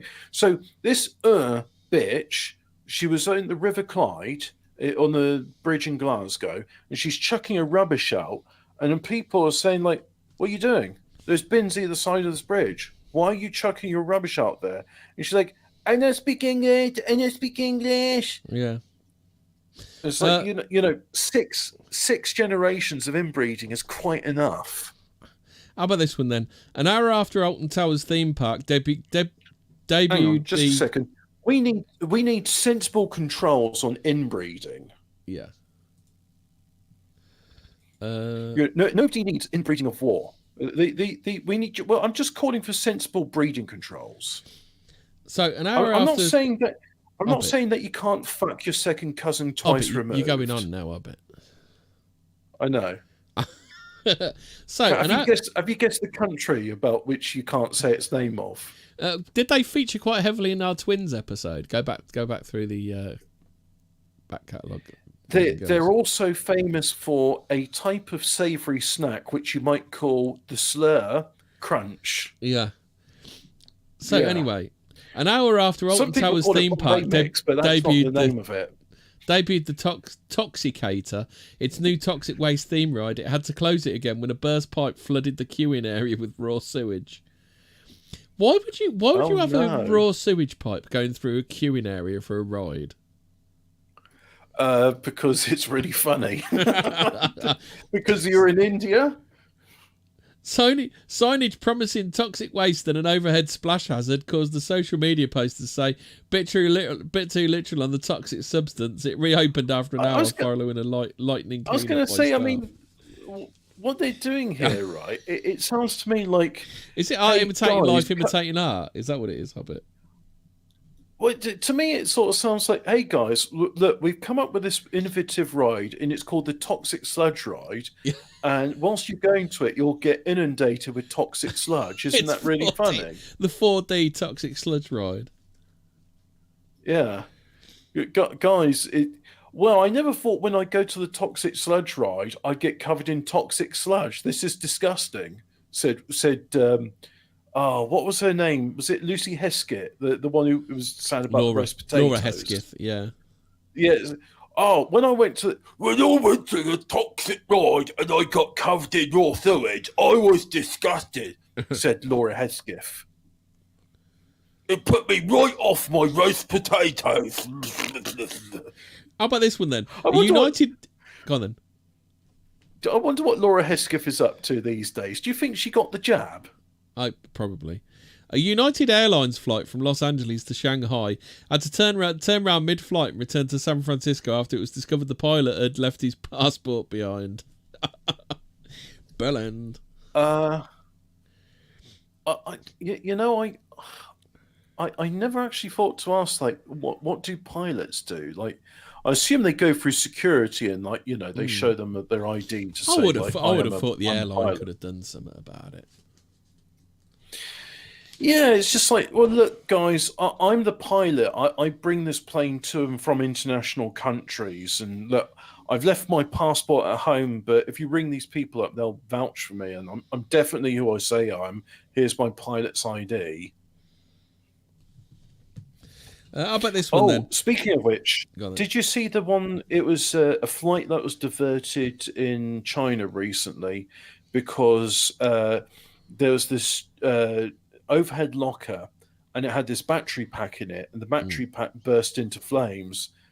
And there's literally like a man, and he's sat underneath it, and he's looking up at it. It's like, mate, you're literally like 18 inches away from a lithium ion fire.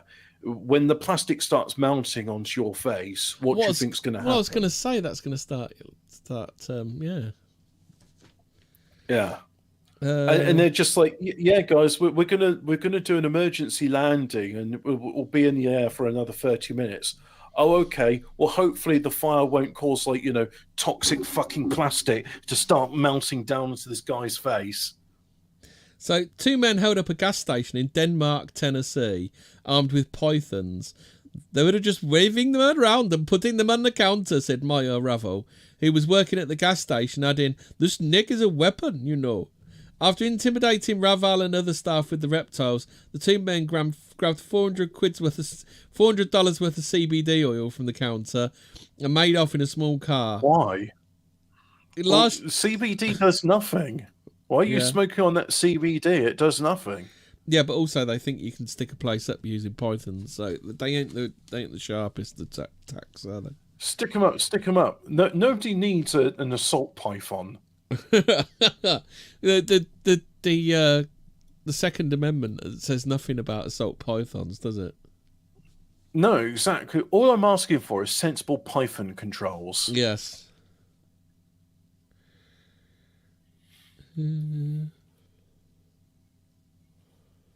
Blimey.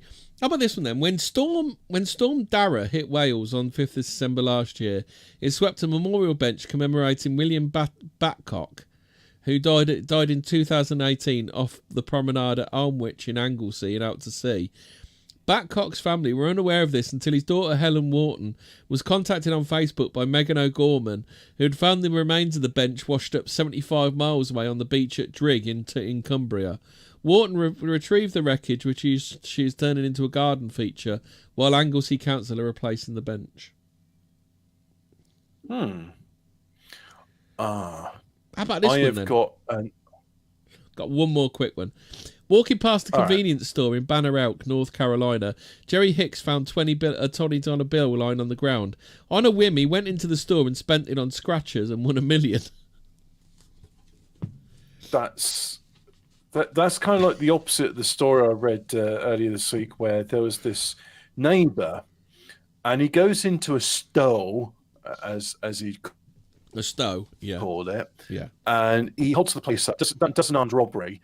And did the woman behind the counter say, "Are you that Cobra fella off the YouTubes? You smell good."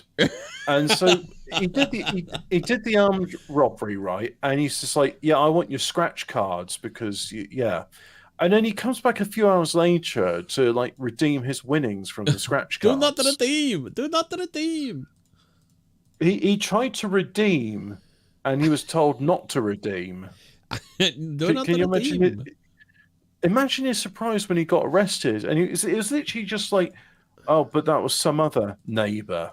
Well, I'm a different those neighbour." scratches, I assume they're all like, I don't know. Maybe I'm reading too much into it, but I assume like the serial numbers of them are very closely checked and stuff. Like, I think even if he'd have gone somewhere else, they'd have probably still caught him, because I'd assume that they'd know exactly what run of serial numbers were stolen in the robbery. Or am I expecting too much? You tell me, mate. Yeah. I honestly, your guess is as good as mine on that one. Yeah. I'm guessing the feeling is like, what with him nicking a bunch of scratchers, doing an armed robbery for scratchers, and then coming back and it's like, yeah, I'd like to reclaim my winnings, please, sir. I don't think he's a criminal mastermind now, is he? Frustrated at being unable to catch whoever responsible for repeatedly stealing bulbs from the garden lights outside her home in Leeming Bar, North Yorkshire, Sophie Delgado O'Brien, that really is her name, at 37, set up a camera to catch the thief. What it captured was a squirrel determinedly making off with the bulbs in his mouth. He must be decorating his little den with them, said O'Brien. There's 25 in a set, and so far he's taken a whole set. The upper body strength those squirrels have is incredible. The way they're able to climb up sheer walls as if it was nothing. Brothers Ishwar and Parameshwar, Dean from Akbarapar Kotwali in northern India, came up with an imaginative money-making scheme. They took an old Maruti Suzuki Wagon R and transformed it into a helicopter by adding a tail made of sheet steel to the rear and rotors to the roof, hoping to rent it out for weddings. Yeah. Is there a big? Oh, I want a helicopter that looks like a old car. Is that a big thing for weddings? Is it? I mean, just get like a deck chair, like a plastic lawn chair or something. Put your head through it and shake your head about. We all know that's the way to convince people you're in a helicopter. However, when they decided to drive it across town to have it sprayed, it attracted a lot of attention. Passers-by were amazed, but police took a different view and confiscated the vehicle as dangerous, only handing it back when the brothers agreed to never drive it on the road again. Hey, audience, would you like to hear about Poundland Rambo? No. Even I don't want to hear about Poundland Rambo. I like Poundland Rambo. All he does is missions. I can't stand Poundland Rambo. I'll fast forward it. All right, who would you rather watch? 5 hours of Royce or 5 hours of Poundland Rambo? 5 hours of Royce. At least Royce tells some tales, doesn't he? This harkens back to the time. Yeah, but all of his stories harken back to when he ate some food. This harkens back to the time when I ate some food in a bowling alley. Bowling alley steak was probably my favourite Royce story. My favourite Royce story is the one where he's like, so I had a heart attack and died. I'm a ghost now. What about... Oh, what? Look, I'm going to eat some chicken wings. I'm going to eat some hot chicken wings as a thinly veiled excuse to eat 2 litres of ice cream.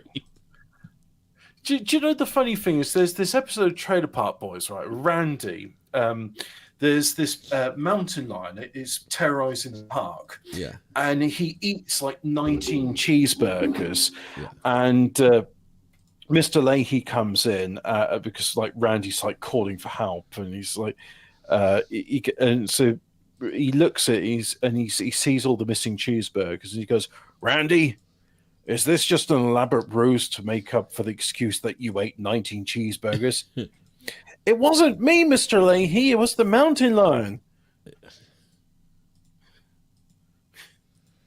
I just think of voices I didn't want to inhale 2 liters of ice cream. It was the slightly spicy chicken wings. I had to inhale 2 liters of ice cream, I liked it when he kind of realised that maybe the audience were onto him. So then he had another chicken wing in the middle, so he could have the other liter of ice cream afterwards.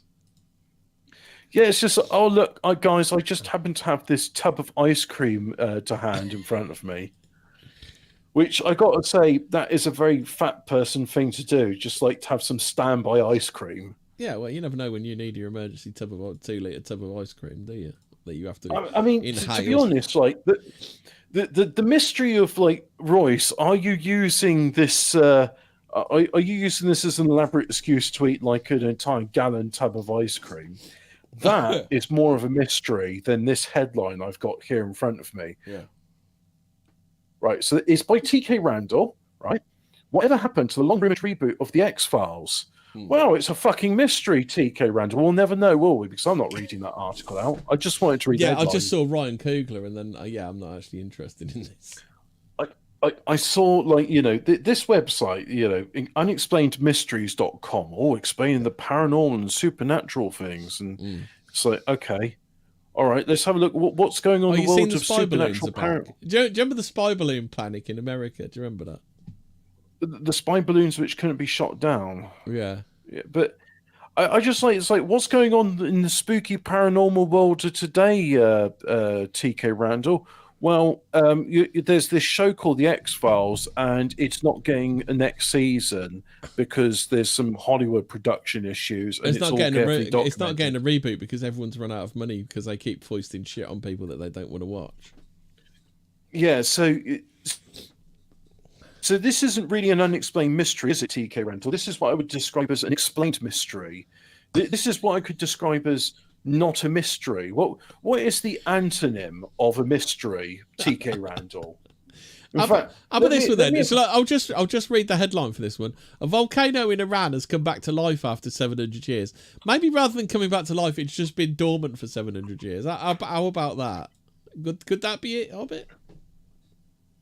Oh, I found Powertheosaurus. Sorry, I'm sort of got this thing right now. So we've got 225 words with the antonymic the antonyms of mystery. So this could be a solution, TK Randall: clarity, known, answer, understanding, brightness, clearness, explanation, openness, clarification, comprehensibility. TK Randall, perhaps you should write this article about X-Files to explainedobviousness.com instead of unexplained mysteries. Unexplainedmysteries.com, where we talk about mysteries that are unexplained, as opposed to Hollywood politicking. How about this one? Robot comes out with a good point here. He says, horses have been utterly mugged by cars when they have to be transported by their competition. Yeah. Come on, the horselets. Yeah. The internal combustion Chad is having to transport you. Come on, horse cells. Oh, I'm too scared to use my little legs to take me places. Oh, just give me an internal combustion engine, please. Have you had a look? Have you seen this one? Mysterious smouldering object falls from sky over Australia. Can I just take a brief aside? You have a look at it. It looks like a burning ostrich. Right, can I just take an aside, right, just to say, fuck you very much, TK Randall. He's done so. Didn't TK Randall author the infamous shark science article? I don't remember who the shark science article was, but yeah, that's still one of my favourite grifts. Never mind selling Grandma Towler's floor sweepings tea. Fucking shark science. That's the true grift. I just love the way so do sharks dream then? I don't know. It'll cost you another $1 million to find out if they go sleep. No, it'll cost you £7 million over the next 5 years. Yeah. And because results inconclusive, give me more money, basically. Yeah. I love it. I fucking love it. I fucking love shark science. Yeah. Shark science. So do you want to do mysterious smouldering object falls from sky over Australia? Yeah, sure. Let's do that then. So it fell down. Initial investigation by authorities revealed the wreckage comprised mainly of carbon fibre and did not appear to be part of commercial aircraft. Most likely explanation that it was part of an aerospace pressure vessel or a rocket tank. Why, do you think you know something about this one then, I bet? No, you just remind me of another story I've heard recently. Village keeps it in fridge. Let's see if I can find this article right, because this article is brilliant. It's an Indian village. Oh, here we go. Yeah, found it right. So I just read that article about the X-Files was as useless as you thought it was going to be. I'll read you the last paragraph. Beyond this, however, Coogler was unable to provide any specific details and was also unable to confirm whether or not David Duchovny and Gillian Anderson would be in the reboot. As things stand, it seems unlikely the show will be releasing any time soon, if at all. So I think it's just Ryan Coogler trying to gen up a bit of interest so he can redo the X-Files. I think it's actually like the other way around to what you think it is. I don't care, honestly, because look, have I got the scoop for you? Right, this article, you're going to be like amazed, right? So, people, they use that term euphemistically, right? Yeah. So Hindus in Gurugram actually kept, well, I won't read what it is, a mysterious object that fell from the skies. India is a funny place and people here are funnier. You can expect any bizarre possibility in this country of weird beliefs. Can I find this article somewhere else? Anyway, on Saturday, people of Fazilpur Badi village of Gurugram confused. Again, they keep revealing what it is. They found something which fell from the sky. So they took it home to keep in their fridge. They have a communal fridge. Oh God, sorry, I can't read it. I have to find this article somewhere else because the editorializing is taking the thing for it. But it's a mysterious Gurugram residence. I gotta find it, right, because this is so good. Here we go. A strange turn of events unfolded in the Fazilpur Badi village of Gurugram on Saturday. Villagers who confused this mysterious object that fell from the sky that was leaking, they confused it for a rare mineral. They not only took a piece of it home, but also stored it in their fridges. According to a report by the Times of India, maybe the Times of India, maybe that'll be like the straightest. Did they wipe it all around their ass and lick it and stuff? So Guru, what's this thing? So hang on. If I type in a name, Gurugram, blue ice. I'm sorry, is sort of revealing it, but it's a euphemism for what they found. Good. Times of India. I've got this article's really good, right? So, here we go. Yeah, Times of India, right? So Gurugram, a group of villagers in Garagon received a crash course on celestial gifts on Saturday.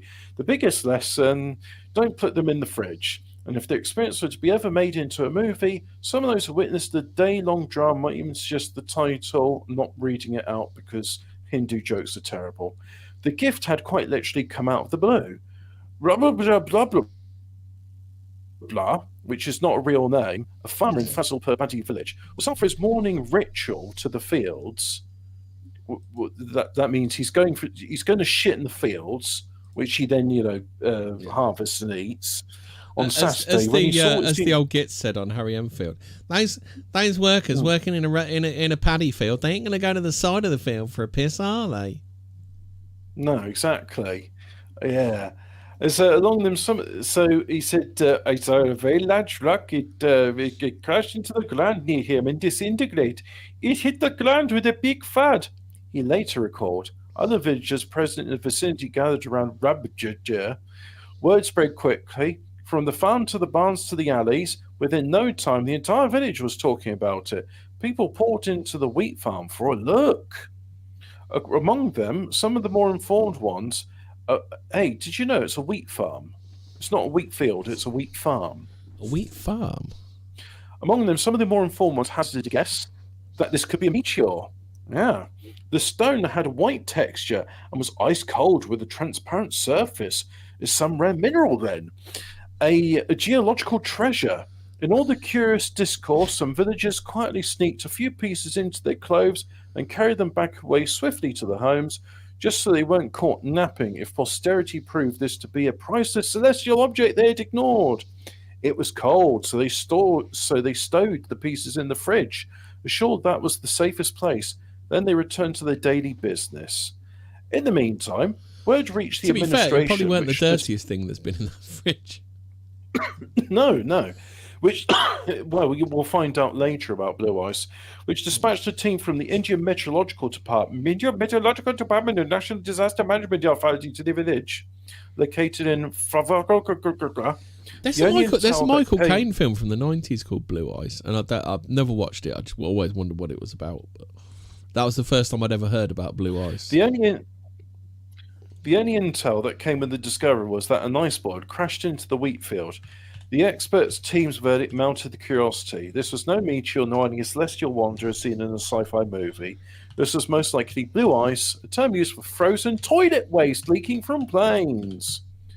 Prima facie, it looks like aircraft waste. Still, we are sending it to the forensic lab in Bodondesee. Oh, your fave Sean Young's in Blue Ice, Hobbit. Oh, I like Sean Young. She was blacklisted from Hollywood when she started doing a Mel Gibson, but a bit less dramatically. So, Blue Ice is a former British Secret Service agent falls for an American woman and becomes entangled in a web of espionage. Sounds pretty good. Yeah. The heavy mass of ice, which is not associated with any type of rainy weather, suggests that there. Oh, did you know Sean Young was Einhorn, not Finkel from Pet Detective? I haven't seen that film. You've not seen Ace Ventura of Pet Detective? Oh, okay. Yeah, I have. You remember the ex-football player with the little bit of something extra? That was Sean Young. Just so you know. Oh, right. Here's some editorialising from the Times of India, right? It says, but people at Fazalpur Badi aren't exactly thinking about compensation. They are more urgent business to attend to. Villagers who kept the blue ice inside the refrigerators disappointed and are now busy cleaning their houses. That was probably the cleanest thing to I'm pressing X. I'm pressing X to doubt on the end of that article. It probably got a bit of a wipe. It may have got a bit of a wipe over with a bit of bog roll, and that's about all it had. Probably one of them thought, "Oh, this smells good. I'll rub my armpits in." Do you want to hear the most British UFO story ever? I will just say the blue fluid is disinfectant. So what they're doing is, that's what I'm saying. It's the cleanest thing to ever enter the houses. So, they're disgusting people. I hate them so much. Carry on. This is a clip I found on X. So Jenny Randalls makes the point that exactly 1 year later, Mrs. Jean Hingley. This is all there is, so I haven't got the start. Mrs. Jean Hingley saw a UFO in her backyard in Rowley Regis, West Midlands, and 3 beings with wings appeared from it. Like Paul's sightings of the angel, these beings were silver-coloured and had lines of light projecting from them. Mrs. Hingley offered them mince pies that were left over from the Christmas celebrations, which they took back with them to the craft. Yeah, sounds about right. That's the best. That weird gobbledygook one I read out the other week. That was a good one. Well, I just, they're scarecrows. It's like, I'd love a lovely piece of cake. For I am a scarecrow, and this is what we do. Cup of tea and slice of cake. Cup of tea and a slice of cake. Give it to me now. Give it. I needs it. For I am the scarecrow. Right, how about, do you want a Japanese one that I've just found? Turning Japanese. Yeah. So, Al, can I just say this something? This isn't a toilet ghost either. Do you know in Japan they had a new prime minister installed, and she was like, "Look, we've tried this experiment with multiculturalism for the past 3-5 years or whatever. Yeah. It's not working out. You've all got to go back." The first act she does in Parliament is seek emperor approval to say, here's my bill. I want to set up a new department called the Department of Mass Deportation. Yeah. And the emperor's isn't that from signed the worst Harry Potter book ever? The emperor and the Department of Mass Deportation. Yeah. I don't know. Harry Potter and the Dinghy Divers. I have read Harry Potter once. Yeah. And my sister had them, and my God, it's fucking drivel, innit? Have you ever read it? No, I have. I haven't had the misfortune of reading it. If you've never had the misfortune of reading it, I will say it is it's like Babby's first book, see Spot run, Spot. You mean books of such quality are normally chewable? Is that what you're saying? It's the sort of book where instead of pages, it's card, and it would be like, see Harry the wizard, see Harry the wizard with his wand. See Harry the wizard lives. Yeah, see Harry run on the broomstick. Yeah, it's bad. It's bad with a capital F. I don't know. Have you read because what's it called? 50 Shades of Grey is supposed to be pretty bad, isn't it? That's Twilight fan fiction, by the way. Yes, I know that. I just like to point out to people, it's a derivative work based on the Twilight series about sparkly vampires. I've got to say, Robert Pattinson's surprisingly good Batman. I don't know what that is. You haven't seen the Batman? No. Oh, it's surprisingly quite good. So, the car that disappeared. This report comes to us courtesy of Junichi Takanashi of the Modern Spaceflight Association, Osaka, Japan. The initial account was given in the evening edition of the March 4th, 1964 issue of the Mainichi, one of Japan's two foremost newspapers. Early in the morning of November the 19th, 1963, that's just under a year after Kennedy got shot, isn't it? A little after 8 a.m, a car driven by Mr. Kinoshita, the 39, acting manager of Kashika branch of Fuji Bank, Tokyo, was... I don't know if Fuji had a bank. It'd be Fuji as in the place rather than the film company, the film processing, wouldn't it? Do you think Fuji is like... oh... No, sorry, I just... No, I lost my point. I didn't know Fuji was a place. I'm pretty sure. Yeah, because no, I'm thinking of Fiji, I don't know. I might be wrong. I think Fuji's a place. Well, no, I don't know the story behind Fuji Bank. No, we'll have to ask our man in Japan about that. Yeah, one. Tokyo was proceeding on the Fujishiro bypass, having already passed Matsudo City and Kashiwa City on the Mito Road, bound for a golf links in Ryugasaki City. I do struggle with those Japanese names. Ibaraki Ken, like a native. Like a native. There are two other persons. Like that. Funny enough, that place has got both Ryu and Ken in it. Weird, isn't it? Kenbalo? No, the other Ken. You know, the one that Ryu fights in Street Fighter. Yeah, that's his full name's Kenbalo. Is it? Yeah. Wouldn't that be better if Kenbalo was in Street Fighter? Oh, and Phil Mitchell's in there too. Phil Mitchell. Well, he gets drunk, and then it's Super Kid, and then it's Super Phil, and then Deirdre Barlow's neck. Deirdre Barlow's neck. Yeah, Have you never seen Deirdre Barlow does a lot of acting with her neck? Oh, I got okay. My granddad used to watch Coronation Street, but I never really watched it. Yeah. There were two other persons in the car, Mr. Saito, vice director of the branch, and a customer.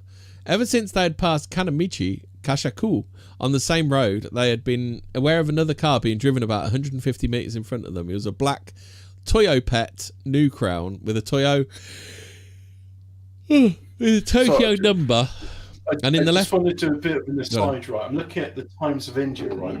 Yeah. And there's like numerous pictures of Indian women here, and they all look like Italians or Spaniards. They are about as white as a Hindu can get. Yeah. And there's just one of them that looks like a sort of traditional Indian woman. Yeah. And it's about some sort of fashion show for local Indians, about local Indian talent. It's like they are such strivers.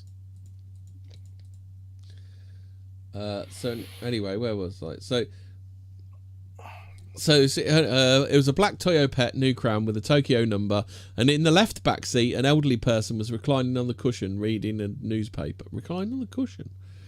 Then, quite unexpectedly, a puff of something gaseous, like white smoke or water vapour, gushed out from somewhere around the car, and after it had thinned out and gone, there was nothing visible in front of them, no trace of a car. In an interval of only 5 seconds, the Toyo Pet New Crown had vanished. All three exclaimed, "The car, it disappeared." Apparently no one knows what happened to the car or who was riding in it. The car number was not remembered, and there was no way to trace it.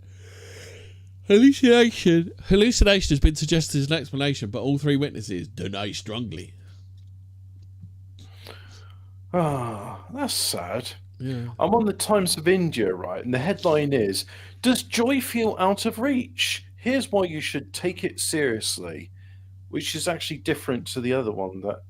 Oh, wait, this is for the New York Times. So the Times of India is just taking articles from the New York Times and saying, oh, well, you've got to subscribe if you want to unlock this article. Because the headline's different in their thing. They're saying, like, do you struggle to feel happiness? Here's what you should know and do. Tips from... Well, step 1, don't live in a shit heap.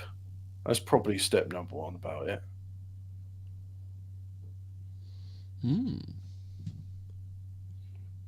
Oh, this is very good. Up. So the story says Up, : after 28 years, acid attack survivor gets a RS5 lacked relief. So I assume that she's getting like 5p compensation. Well, I found the actual Bufora journal.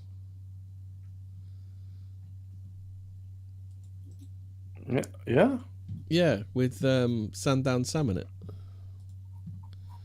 All right. There you go. Have a look. It's in here. I'll just put it in there. So you can actually do you remember that story of that Sikh driver who did a Yui on the motorway and killed a family of 4? You remember that? Yeah, I remember that one. Yeah. Yeah. So 21-year-old Jasanpreet Singh's pursuit of the American dream ended this week after the Indian origin truck driver, while intoxicated, caused a fiery crash in Southern California that killed at least 3 people. Well, when you kill a family of 4, I suppose you can say at least 3 people died, because at the very least, 1 person died in that crash of the family of 4 which died in the crash. So that's... so this is a bit of editorialism of the Times of India. You know, when they say you don't hate journalists enough, you don't hate Hindu journalists enough. The headline reads, "Hard to make dollars here. How an Indian origin man turned killer truck in the US. What his friend revealed. What a tragic story." Do you remember that weird story from that old Fortean I found, where the bloke smashed that woman's window in and tried to wee on her? Do you remember that one? Yeah. That's odd. Yeah, that is really odd. Yeah. Oh, so the guy was in the country illegally. He didn't have the right to enter the USA. Oh, and he's like, he had the right to detention thing. So it's like, well, whilst I'm breaking one law, I'm going to illegally drive a lorry in another one, and I'm illegally going to be like high and drunk and on drugs whilst doing it. And I'm going to illegally murder somebody, you know. So it's just a tragic story. Just wanted a better life for himself. I wish I'd have found it. I wish I'd have found this earlier, because there's loads more detail. Fuck you, Times of India. Oh yeah. So Faye, or so we shall call her, was near Lake Common, Sandown, on a Tuesday afternoon about 4 o'clock with a boy about her own age, when they both heard a weird wailing noise, not unlike an ambulance siren. They followed it across the golf links and through a hedge leading to a swampy meadow adjacent to a little-used Sandown airport. The noise ceased. As they were crossing a wooden footbridge over a narrow brook, a blue-gloved hand appeared from under the bridge, and a strange figure emerged. The figure fumbled with a book, dropped it in the water, and then splashed about to retrieve it. The two then watched the figure enter a metallic hut similar to those used on building sites, except that it had no windows. It moved along with a strange hopping motion with knees raised high. So he kind of skipped. So the strange hopping motion is like a skip then, isn't it? suppose that you could describe it as a skip, yeah. Yeah. The children wandered off and were over 50 yards away when the figure from when now on will be referred to as he. Oh, they're assuming his pronouns. Reappeared carrying a black knobbed microphone with a white flex attached. The wailing noise immediately returned, this time being so loud the boy was scared and began to run away. The noise ceased and he spoke into the microphone, and although so far off the children could hear his voice as clearly as though he were right near them. "Hello, are you still there?" he asked. Like, this is a completely different story to the one from the book, isn't it? He asked, and in response to what sounded like a friendly tone, they ventured close enough to speak to the oddly attired person. He was nearly 7 feet tall, had no neck, for his head appeared to be wedged straight onto his shoulders. He wore a yellow pointed hat, which interlocked with the red collar of a green tunic. So that's a green tunic around his neck, then, Hobbit. Not a coat. A round black knob affixed to the top of his hat and wooden antennae were attached to either side. His face had triangular markings for eyes, a brown square for a nose, and motionless yellow lips. The other round markings were on his paper white cheeks, and a fringe of red hair fell onto his forehead. Wooden slats protruded from his sleeves and from below his white trousers. His first communication was in writing. "Hello," he wrote in a notebook, in a large hand. "Hello, and I am all colours, Sam." There was no... They put an extra comma in that, because it was, "Hello, and I am all colours, comma, Sam." That's how it was written. The boy was hesitant. "I'm all coloured, Sam." Yes. The boy was hesitant, but Faye read each word as it was pointed to. This was necessary, as words were not laid out in the conventional sequence. The children... maybe he's been in a K-hole for 500 years. That's why he talks that way.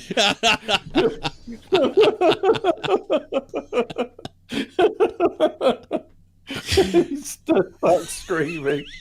that's what the wailing, that's what the screaming was. It was necessary as the words were not laid out in conventional sequence. The children ventured closer and discovered the creature could talk without the aid of a microphone. I've done you now, haven't I? Without the aid of a microphone, though his lips did not move and speech was unclear, rather like that of a person who does not open his mouth properly. He asked the children about themselves, so they ventured in to ask questions too.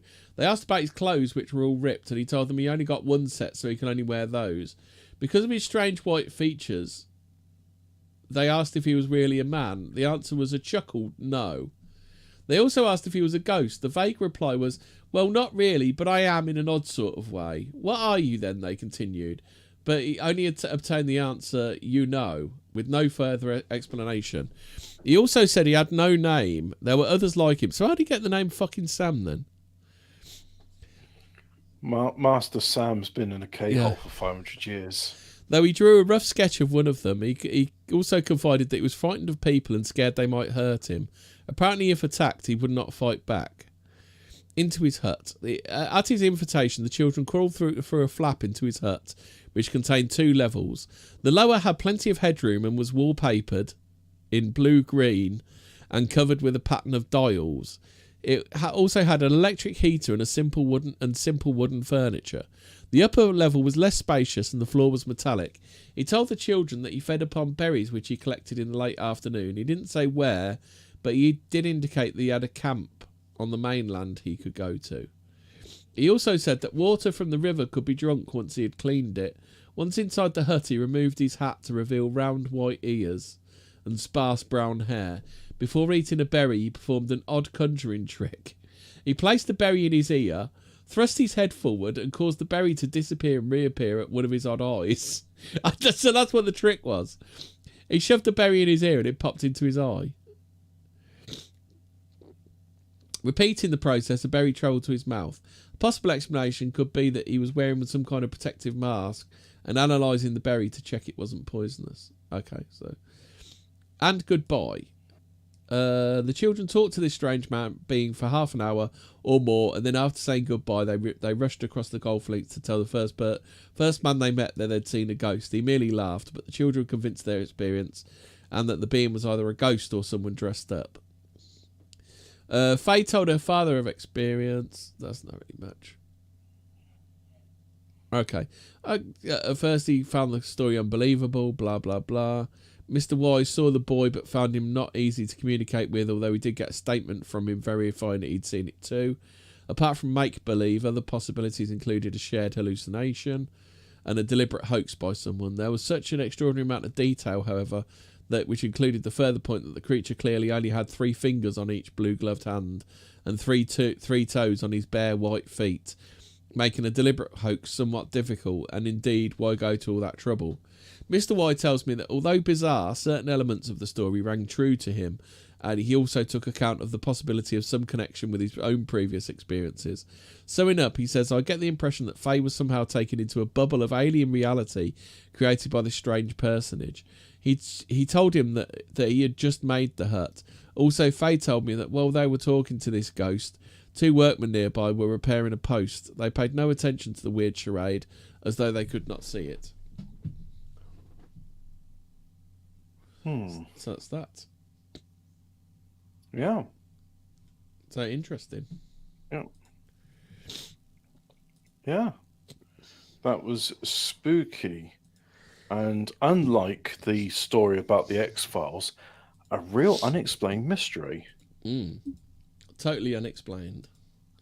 Right, so we've done our bit, haven't we? I think we have done our bit. But now it's time for you, the audience, to do your bit. Buy my merch in the store, the Space King Be Positive hoodie. Remember, like and subscribe. It's a small thing for you, but a big thing for us. That's what we're supposed to say, isn't it? I bet. That like I'm borrowing, I've decided to take it now. You're going to like this episode. Give it a thumbs up. Go on. Give it a thumbs up, you cut. Yeah. You stingy bastards. Yeah. I see 1 thumbs up in this thing right now, and I know that was me because I just clicked on it now. And remember, only half the people watching this are subscribed. That's what else. And I'm being shadow banned. You're supposed to say that as well, aren't you, Hobbit? Oh yeah, help us beat the algorithm by writing something in the comments. Yeah. Did you agree or disagree with today's episode? Write in the comments below. Yeah. The algorithm. We love to read all of your comments. Well, actually, that's true. We do. Yeah, we do. We love reading them out, especially that one when he said we were drunken scumbags and we deserve all we get. Remember that one? Well, that tickled me. That one. That was not as much as when Master Yoda was in the K-hole for 500 years, but it did tickle me. What about when Master Sam was in the K-hole? What about when Sam the alien was in a K-hole for 500 years, and that's why he sounds like he's wailing for a siren? Exactly. Yeah.